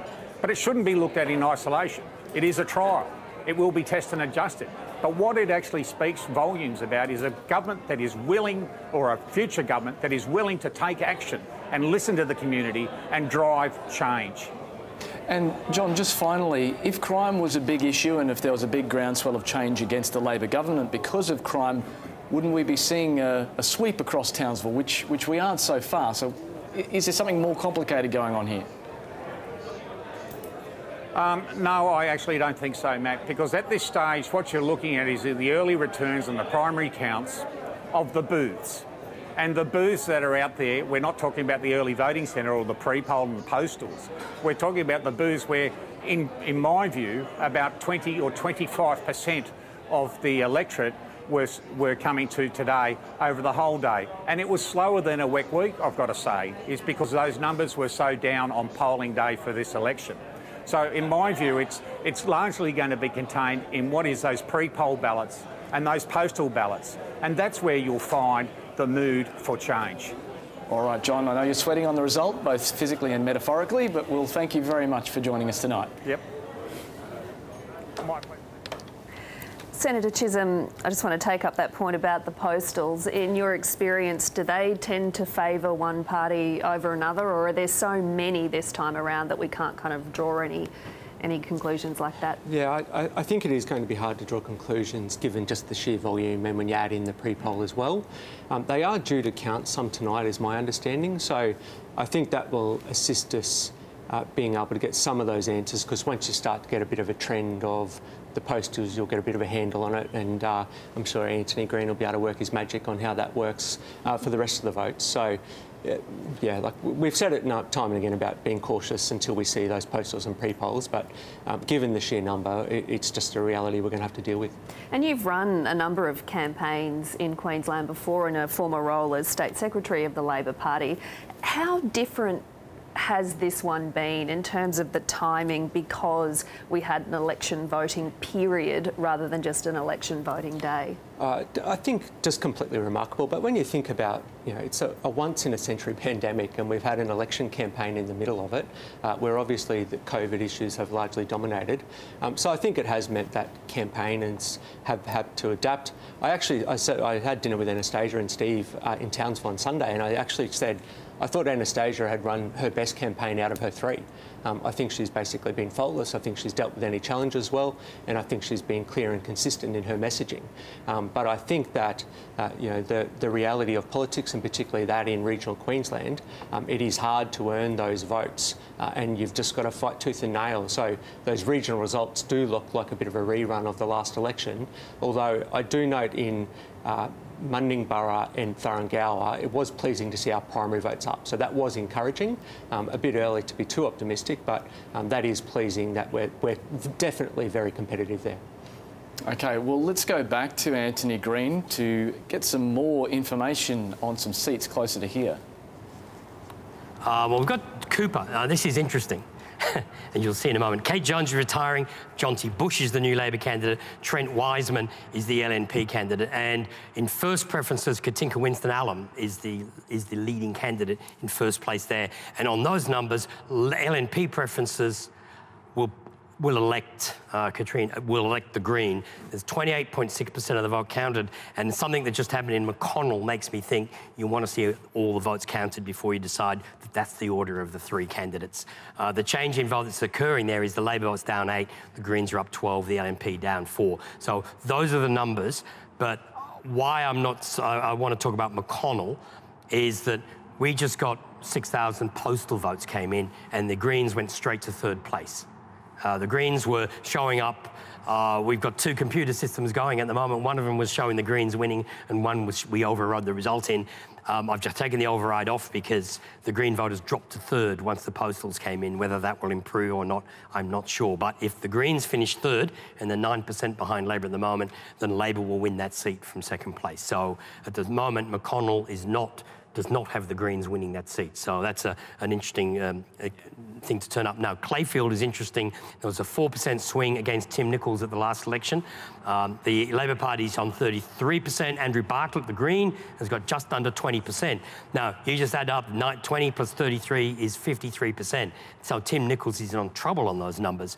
And the change in vote that's occurring there is the LNP vote is down. And if the LNP vote is down 4.5%, there's a first time there's been a One Nation candidate there, then Tim Nicholls is in trouble. And we have a preference count in 4 polling places, 2.9% swing, and Labor is ahead in Clayfield. Now, again, 30% counted. This is, have we got all the polling places? We've got close to all of them. But this is what's interesting about this election. We're seeing quite different trends. And I didn't think Labor was going to pull ahead until we got a preference count in that electorate. So maybe the preferences are stronger than I estimated. But that's interesting to watch. Now, the next one is Urgeru, which there was a lot of talk about, and we had it on our list to watch for that reason. The LNP's on 39%, Irene Henley's on 26.9%, and Claire Richardson 21.6%. Now, the interesting thing there was with Claire Richardson could get into second place. If she did on those numbers, she would win on Labor preferences. But at the moment, she's in third. Now, perhaps those numbers might swap around a bit later. But from that position, Now, last time I looked at the Electoral Commission's website, she hadn't registered a how-to-vote card. I'm not sure what she was handing out today as a result. If those preferences will not elect Labor, her preferences will not elect Labor from there, and Mark Robinson would be re-elected. But again, as we just saw with that figure for McConnell, perhaps once you get the bigger numbers in, things switch around. But at the moment, they don't look like good figures for Claire Richardson, and there was a lot of talk that she would do well in that electorate. Thanks, Anthony. So much to unpack in that seat run, but I think, Tim Mander, I might start with you and Clayfield. Tim Nicholls in trouble, Anthony is saying. Tim Nicholls, a former leader of the party. Was this an option as far as was on your radar tonight? He'll be fine. He'll be fine. He'll be fine. Look, there's the example of McConnell is exactly what I've been talking about. Once postals come in, they will make a major difference. Now, in Tim's seat, I've been told that out of 12 of the 15 seats last time, 17,000 people voted. This time, 10,000 people voted. So the swings are disproportionate. It's the larger boos that often favour the sitting member. That there's just been no voter turnout there, or it's a third of the voter turnout. That will make a big difference. So I think Tim will be fine on those figures, and when those postals and pre-polls come in, I think that'll prove that. And I have to ask you too, when Anthony was going through Cooper there with the Greens ahead, you were shaking your head. Why were you doing that? I was amazed about the Green vote. I mean, the Green vote has really increased there. And I think that's the question the Labor Party's got to ask themselves, is why have they lost so much votes to the Greens in those areas? And we saw Grace's as well, with that changed around once those votes came in. That would be a real concern for the Labor Party in these inner city seats. Yeah, Stephen Miles, how do you explain this? This isn't a preference issue here. This is a very strong Green vote in Cooper. I think that of all of the differentials we should expect between election day and pre-polls and postals, the Green vote being higher on election day is probably one of them. They're more likely to have staffed booths, they're less likely to have mailed out postal voting material, that kind of thing. So, and I also know that in Cooper, pretty much for the whole 2 weeks, Kate and Jonty were at the pre-poll booth talking to every voter. So you say everyone's just got to chill out in the ALP? Yeah, I don't think we need to stress about Cooper just yet. We do have scrutiny reports from the pre-poll count at Aspley, which looks very promising. Well, the report to me, it was that Tracy Davis is handing around lollies and saying there's nothing else to do in terms of watching the count. The 10 booths... Tracy Davis being a former LNP MP for the area. That's correct, for the people watching at home. To be clear. Well, I think there's an interesting question about pre-poll, because if we do start to see the LNP perform better in pre-poll, then it will have endorsed the crafty strategy that we tried to call out, which was they held until the last minute the honesty about how much they were going to borrow and whether they... Well, so if you voted 3 days ago, you would have thought the LNP weren't going to borrow, they were going to dual lane the Bruce Highway and build the Bradfield scheme. Then on Thursday, they said they were going to borrow and they weren't going to build either of those two big, bold, visionary projects. And so for the 60-odd% of people who voted before Thursday, they voted based on those lies, that strategy. And if it pays off, it'll be a real shame. Tim Mander, do you want a right of reply to that? Look, the election's over. It's total rubbish talk. I mean, what we did with the costings is what we've always done with the costings. What every party's done with the costings is delivered them on the Thursday of the final week. Usually the costings... And what has also happened is that Stephen believed his own publicity in verballing us with regards to the number of commitments and the money that was committed to it. The figures that they got, don't forget, came from the per capita group, which is a Labor Party wholly owned subsidiary lobby group. I mean, and that was the lies that were being peddled by the Labor government, and they've got to hide to have a go at Clive Palmer about peddling lies when they've done exactly the same thing. It's traditional. Amanda Stoker, can I bring you in? We haven't spoken to you for a while. I want to invite you into this conversation. Well, per capita are a group with strong left-leaning tendencies, and to suggest that the costings released in the ordinary way and in the ordinary timing are anything untoward is nothing short of dishonest. I mean, Labor haven't got a great record on this front, and not wanting tonight to descend to anything messy too early, I'll save Stephen the indignity of going through the list. But if we can come back to the trends that we're seeing come through on the numbers so far, we know from the ECQ that they've received 440,000 postal votes so far, which they say is half the number of votes issued. Now, not all of those will come back, but most of them will. And we've seen from the early information that's coming through in relation, for instance, to McConnell, that we have at least some reason to suspect that traditional trends about the way that pre-polls and postals flow will favour those who are on the LNP side. So I'm still holding out some optimism about a number of key seats, including ones we've talked about a lot, like Currumbin. On Currumbin, David Spears spoke to Karen Andrews just before, and she was in Currumbin, and so I'm keen for your thoughts on what she had to say about how she thought maybe some traditional LNP voters, but older members of Queensland seniors were perhaps voting for Labor for the first time. Were you getting any information along those lines as well? I spent a lot of time on the ground with Laura. She's an outstanding candidate. Anybody who meets her can see her warmth and her sincerity.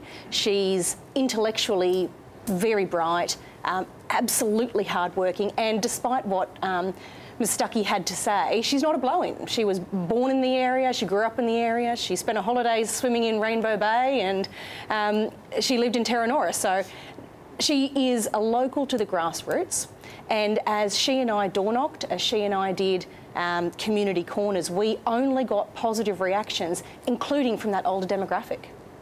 All right, Amanda Stoker, thank you. Let's run through some of the seats in southeast Queensland with Anthony Green.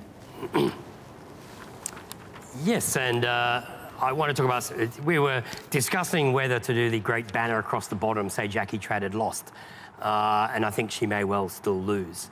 But if we look at the first preference votes, Jackie Trad 42 to 34, 19 for the LNP. On the projected trend in first preference votes, that'll end up as 39-33. On the first preferences, and Jackie Trad would still go on to lose. The only thing that's just made me cautious was when the first postal votes arrived from McConnell, and there was like a 4%, 5% drop immediately in the Green vote. Now, I don't think that's going to matter in South Brisbane, because at the moment on the two-party preferred swing, this is an estimate, it's a 9.2% swing. I can't see that being turned around, but just with the abundance of caution, I don't want to be sort of accused of calling these seats too quickly, I think Jackie Trad will lose, but you really just have to wait for a few more votes after what happened in those McConnell figures. And next seat is Redcliffe. Yvette Darth, the Attorney-General, 20% of the vote, 20% counted, 42.7, 38.4. The Greens got 9, 5% with One Nation. Let me look at the change in vote that's going on there. The Labor vote's down. There's a shift on first preferences, and One Nation is running. So there's been a bit of a shift away from Labor on first preferences, and that's translating into a 4.4% swing, which at this stage is leaving Redcliffe in doubt. Now, I think from memory, this is one of the seats where Labor doesn't do that badly on the pre-polls, but that's a bit of a worrying trend on the first figures. I haven't got a preference count at this stage, but we might be coming back to Redcliffe as well. And Burleigh, 39% for Michael Hart, 37.3 for Wayne Rabbit Bartholomew. I'm told that the old ageing surfers of the southern Gold Coast were lining up to vote for Rabbit, but that may be apocryphal. 8% for the Greens, 7.3 for George Batty. If we look at the two-party preferred swing that's going on there, I forgot to look whether that's a preference count or not, but the LNP is just ahead. There's some big pre-polling in that electorate, so there's a lot more counting to come, so certainly we're not calling that electorate. But just to talk through the numbers at the bottom of the screen, I'm going to have to go back to the home first, hit that button, hit the chamber. I'll draw through the seats, which is what's appearing on the bottom of frame again at the moment. The seats that we're definitely giving away.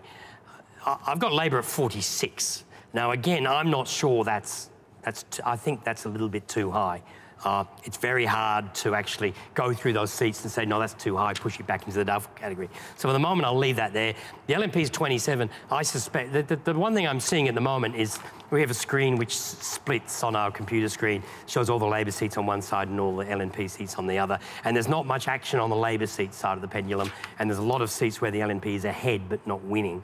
So, and there's a bit of a swing to Labor going on. So overall, it's looking better for Labor. And if this was 23% counted at a normal election, I would declare Labor the victor at this stage. As I said, and as I keep saying, with so many votes to come later in the evening as postals and absence, it's worth having an abundance of caution about these figures. I will leave the system to continue to work automatically. And just to say for those who say, why do you let it work automatically? We have used the same method for 28 years at over 80 elections, and it's never called one wrong. So this one is probably the closest they've ever seen to saying, I'm not sure about that. But that's because we normally the algorithm relies on getting lots and lots of little counts. And at this election, we've got lots and lots of tiny counts, and then we're going to get a couple of really big ones at the end. So I think that might be over-predicting, but we won't know till later. And the only way that can keep accurate is if you allow it to give away the seats once the big seats arrive. If I turn them back into doubtful, then we have to actually spot those votes arriving and turn off the override. So, as I said, it's looking good for Labor, but I'm not calling it on these figures because of the special circumstances of this election. Thanks, Anthony. 80 elections and not one wrong. That's a record you all could be proud of to stand on, wouldn't it? Tim Mander, can I go to Redcliffe? Yes. You were looking at that intently earlier on. You've got Yvette Darth, Labor's Attorney General, in that seat, seemingly in trouble. It would seem that way. I mean, it's a 4.5% swing to Kerry-Ann Dooley. Kerry-Ann Dooley, this is her third time she has run for the seat. Kerry-Ann Dooley is a true local, very well known in the community. In fact, I often hear that many people think that Kerry-Ann's the local member because of how visible she is, how accessible she is. You can go right back to when Yvette Darth won it at a by-election and Kerry-Ann Dooley was the one she was facing back then. That's correct. She's stuck there, she's worked hard, and it would seem that that hard work is paying off. And again, it's early, but that is very encouraging. And seems to be bucking the trend. Stephen Miles? So we have different results from our scrutinies in Redcliffe. They're saying that with 10 booths counted and a notional distribution that Yvette remains on 56, which I think is about her current margin. We've also got some scrutiny counts on postals from Cooper, where Labor's running at about 37%, the LNP about 37%, and the Greens at 21%. So that would seem to confirm that theory we had earlier. I guess the other point is that Greens voters are more likely to be younger. They're also more likely to be voting on the day than in pre-poll. And the key in Cooper and McConnell for Labor is the Greens coming third. So the problem in South Brisbane is the Greens have got into, well, they ended up winning, but we need them in third, and then their preferences would help elect John T. He'll be fantastic in Cooper. OK. All right, let's go to a Greens MP. Michael Berkman is standing by in the seat of Maywa. But before we get to him, let's get the latest on the count in the seat from Anthony Green. Yes, and we'll just have a look at... there we are, Maywa, look at the setup. I'll just say before that, what Stephen was just saying about the preferences in Redcliffe, I've factored in One Nation preferences to be about 65% to the LNP, which is what they were at the last state election, and it's what they were at the last federal election. The One Nation did hand out a lot of two-sided how-to-vote cards. So it's possible that the One Nation preferences are not flowing as strongly. And that Redcliffe number I had was an estimate. Anyway, Maywa, Michael Berkman won at the last election up against Lauren Day on first preferences. Michael Berkman is ahead on first preferences. Labor is a distant third, and Labor's preferences elect Michael Berkman. And at the moment, we're seeing a 3.3% swing to him. And on those numbers, he will go on to win the seat. So Michael Berkman has been re-elected, and the Greens retain their seat in the Parliament. May well add South Brisbane, and McConnell's still up for grabs, as is Cooper. Anthony, thank you. And Michael Berkman is ready to join us now in his seat of Maywa, the Indigenous name for the Brisbane River. And Michael Berkman back for a second term. Yeah, that's right. Look, it's a really exciting night for us, not just here in Maywa, but also for the entire party. You know, we've run an extraordinary grassroots campaign, literally hundreds of conversations each and every weekend. We've spoken to nearly a quarter of the electorate here in Maiwar, bringing our vision for what we think Queenslanders, what we think we need for a better life for all Queenslanders, and people are responding. For us, this election has really been about ordinary Queenslanders versus, mining billionaires' invested interests. And I think that the Queenslanders we've spoken to, they're making their voices heard in these results. So yeah, I'm absolutely chuffed to see the rest of the results come in, and waiting with bated breath to see how we go in all the rest of those seats. Yeah, we were looking at the Greens vote in the seat of Cooper before, the seat held by Kate Jones, the Tourism Minister, but of course she's retiring. What did you make of that? Look, I've only had half a chance to turn around and check out the numbers. We've, just as I said with the rest of it, we've been speaking to people on the doors all over the city here, and we know that they like the platform that we've brought. We know that the proposal to give Queenslanders a fairer share of our extraordinary mineral wealth is really resonating with people who are otherwise just completely fed up with a system that seems to only work in the interests of a small few. So look, I think we're seeing that play out in the result that's coming in Cooper, and also the outstanding Katinka Winston-Ullum, who's our candidate there. She's done an extraordinary job, and like I said, I don't know what more to say other than we're waiting with bated breath, and this is one of those results that could be part of the green wave that we've been talking about at this election. Yeah, and Michael, on South Brisbane, it looks like the Greens are going to get over the line there and defeat the former Deputy Premier Jackie Trad. There's been some heated discussion, shall we say, on the panel tonight about that. Do you have LNP preferences to thank for that result? Now, look, the result that we're seeing in all of our target seats tonight are a result of a massive swing towards the Greens. More people than ever putting Greens as their first preference, and recognising that the platform that we've brought, this really, radical redistributive platform that actually puts ordinary people ahead of vested interests, is popular. That's why we're seeing swings toward the Greens, and that's why we're going to see additional seats go our way tonight. Michael Berkman, thanks for joining us. Thanks very much.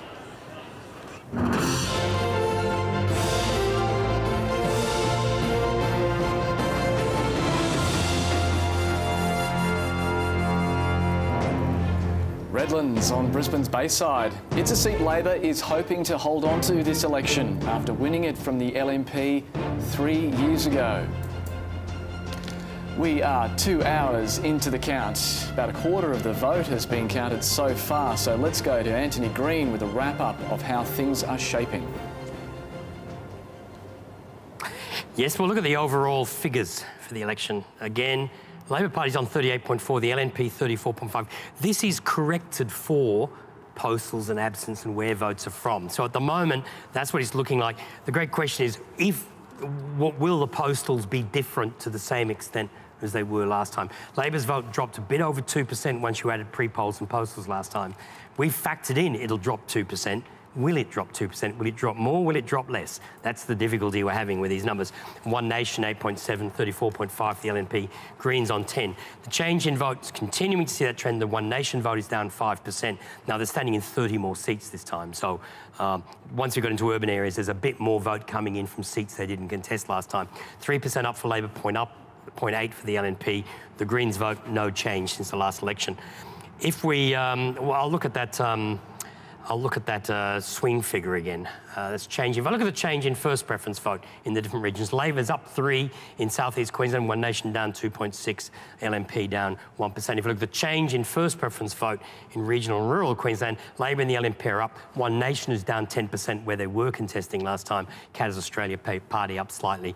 And there's one seat I wanted to go and look at, which has just popped up, Harvey Bay, and I'll just run through the setup for this. Ted Sorensen's retiring. Steve Coleman, who runs a popular bar and restaurant at Harvey Bay. Adrian Tentari ran at the last election. And he had to contact me in the election campaign, so I confused him with Frank Tanti and called him Frank Tentari on our website, but I fixed that. But it shows you how long I've been doing Queensland politics, so I made that confusion. But the marginal swing is 9.1%, but Ted Sorensen has held that. It used to be held by Labor, and when you look at the first preferences at the moment, with 10% counted, it's not quite as high as I thought. Then Adrian Tentari is ahead, Steve Coleman on 31 in second, One Nation 12, there's an independent with 9.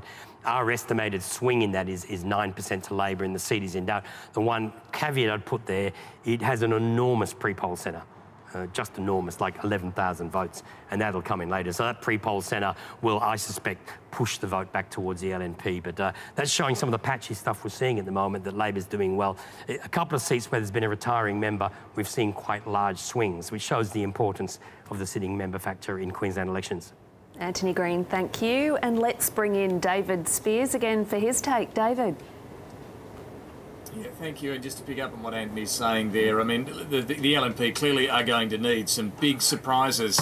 I'll just pop the microphone on, that always helps. Now, the LNP are going to need some big surprises in what's left of the vote tonight, the pre-poll and the postals to come in too, if they're to stop Labor being returned. The sort of results that Labor's getting in the southeast corner of the state are, potentially pushing them over the line here again. Palmerston, Caloundra, Clayfield. Let's bring in Wayne Swan. He's the federal president of the ALP, a well-known Queenslander and a former federal treasurer, of course. Thanks for your time tonight. How confident are you about Labor being returned at this stage? Well, I think it's a very strong result so far, but there's no record book for how we count this from here on in. We don't know what the patterns are going to be, so it's far too early to call it. But I'm delighted with the strength of the vote that we're seeing across Brisbane, in seats like Aspley or up in Palmerston towards the Sunshine Coast and the Gold Coast. They're strong results, and when you look to basically the regions, we're still very competitive as well. So overall, so far, so good, but a long way to go.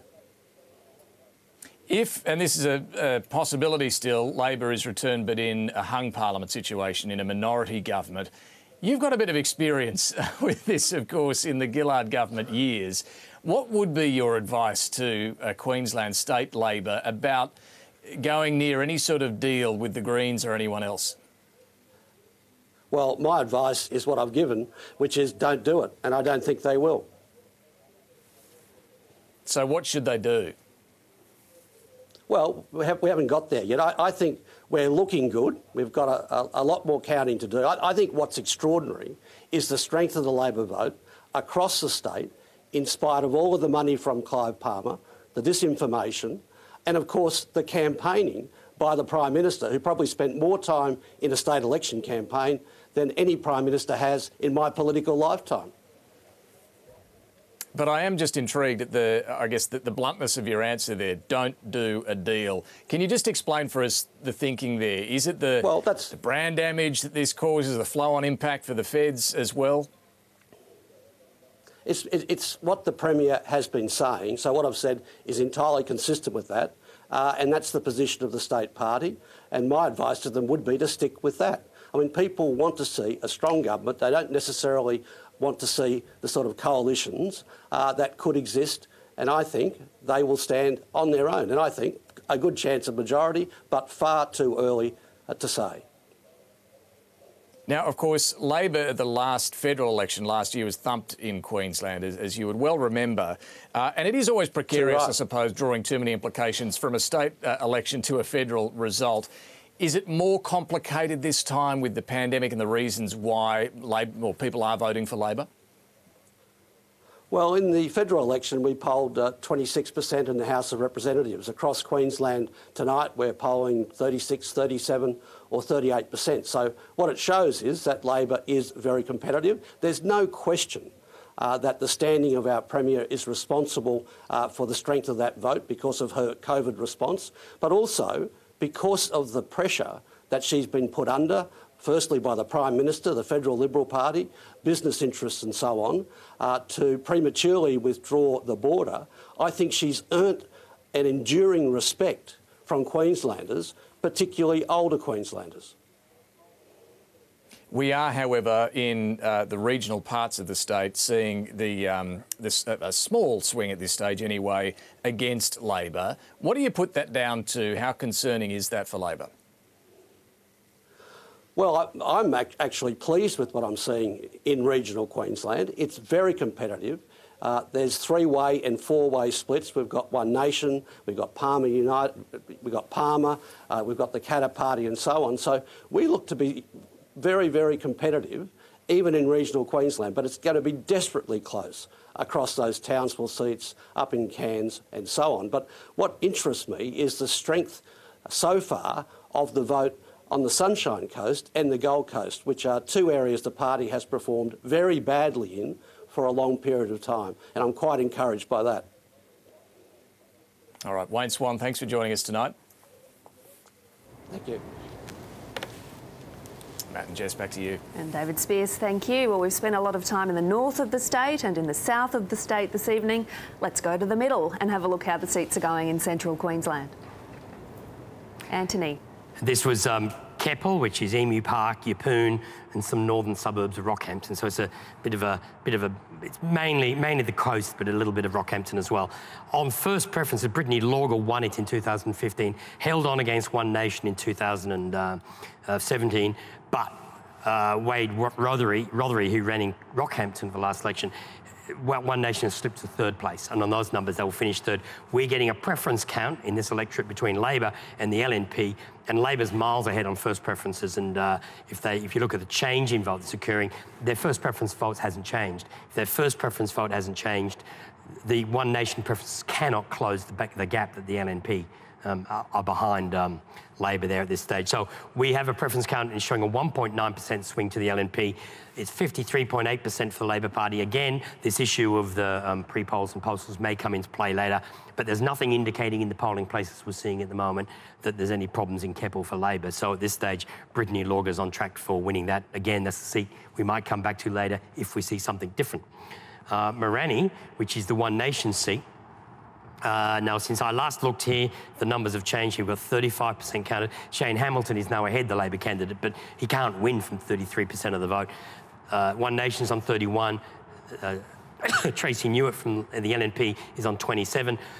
She will not pass Stephen Andrew, I don't believe, and therefore her preferences will go on to deliver Stephen Andrew the seat.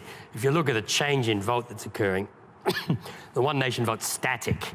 It's the Labor vote that's slipped since last time, and that's translating into a and there's a bit of a vote for others there, 2.3% swing to One Nation. So at this stage, we're going on to say that we believe that Stephen Andrew has been re-elected in Morani, and One Nation, despite some of their poor votes elsewhere, their vote is held up in Morani and they'll win it on LNP preferences. And there's not many One Nation members who have been re-elected to lower house seats in Queensland over the last few years. Rosalie Long was one, but certainly not many since. I don't think there's been any since. Mackay, there was a lot of talk that the LNP had a chance of picking up Mackay.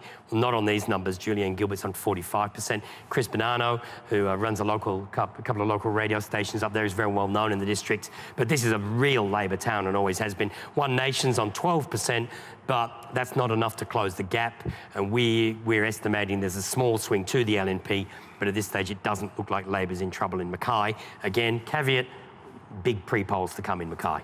There's a big pre-poll in that town. Whitsunday, we haven't looked at this at all, 21%. This is made complex because Jason Costigan has retired. There was a dispute. Labor picked one candidate and then they changed their candidate, and Angie Kelly wasn't as popular with the local branches as the candidate the branches had originally picked, and all the usual stuff you hear about in political games. Amanda Cam ran for Katter's Australian Party in this seat back in 2012. Very well known from being on the council, from regional groups, and she's level, and on those preferences from other parties, we believe that she will go on to win that. There's a small swing to the LNP, and it had a 0.9% margin previously when Jason Costigan held the seat. Coomera is not in central Queensland. I do know my geography. I've just added this because we got some figures for it, and this is a seat which has had 8,000 new voters move into, a huge increase in votes. The two Labor and Liberal candidates are up there in the high 30s, 9% with the Greens, 9% with One Nation. The change of vote that's gone in there is a Labor first preference is up, One Nation is down, some vote for others, and we've got a preference count in this electorate. It's showing a 3.5% swing to Labor, and at this stage it's a dead heat. So there's a lot more counting to come in that electorate. It's a huge electorate. It's got two big pre-poll centres, a large postal vote, and it's a rapidly growing electorate. And I just wanted to add a little comment on a couple of things I talked about earlier. Burdekin, we had some figures earlier. It was a bit hard to work out. The Liberals are on track to hold Burdekin. The LNPs are on track to hold Burdekin. and Currumbin was another seat that I earlier mentioned that the LNP might be in trouble with. We've got a preference count. It now looks much firmer for the LNP, and Laura Gerber would hold that seat. And Bundaberg was another, which I said was looking in doubtful earlier.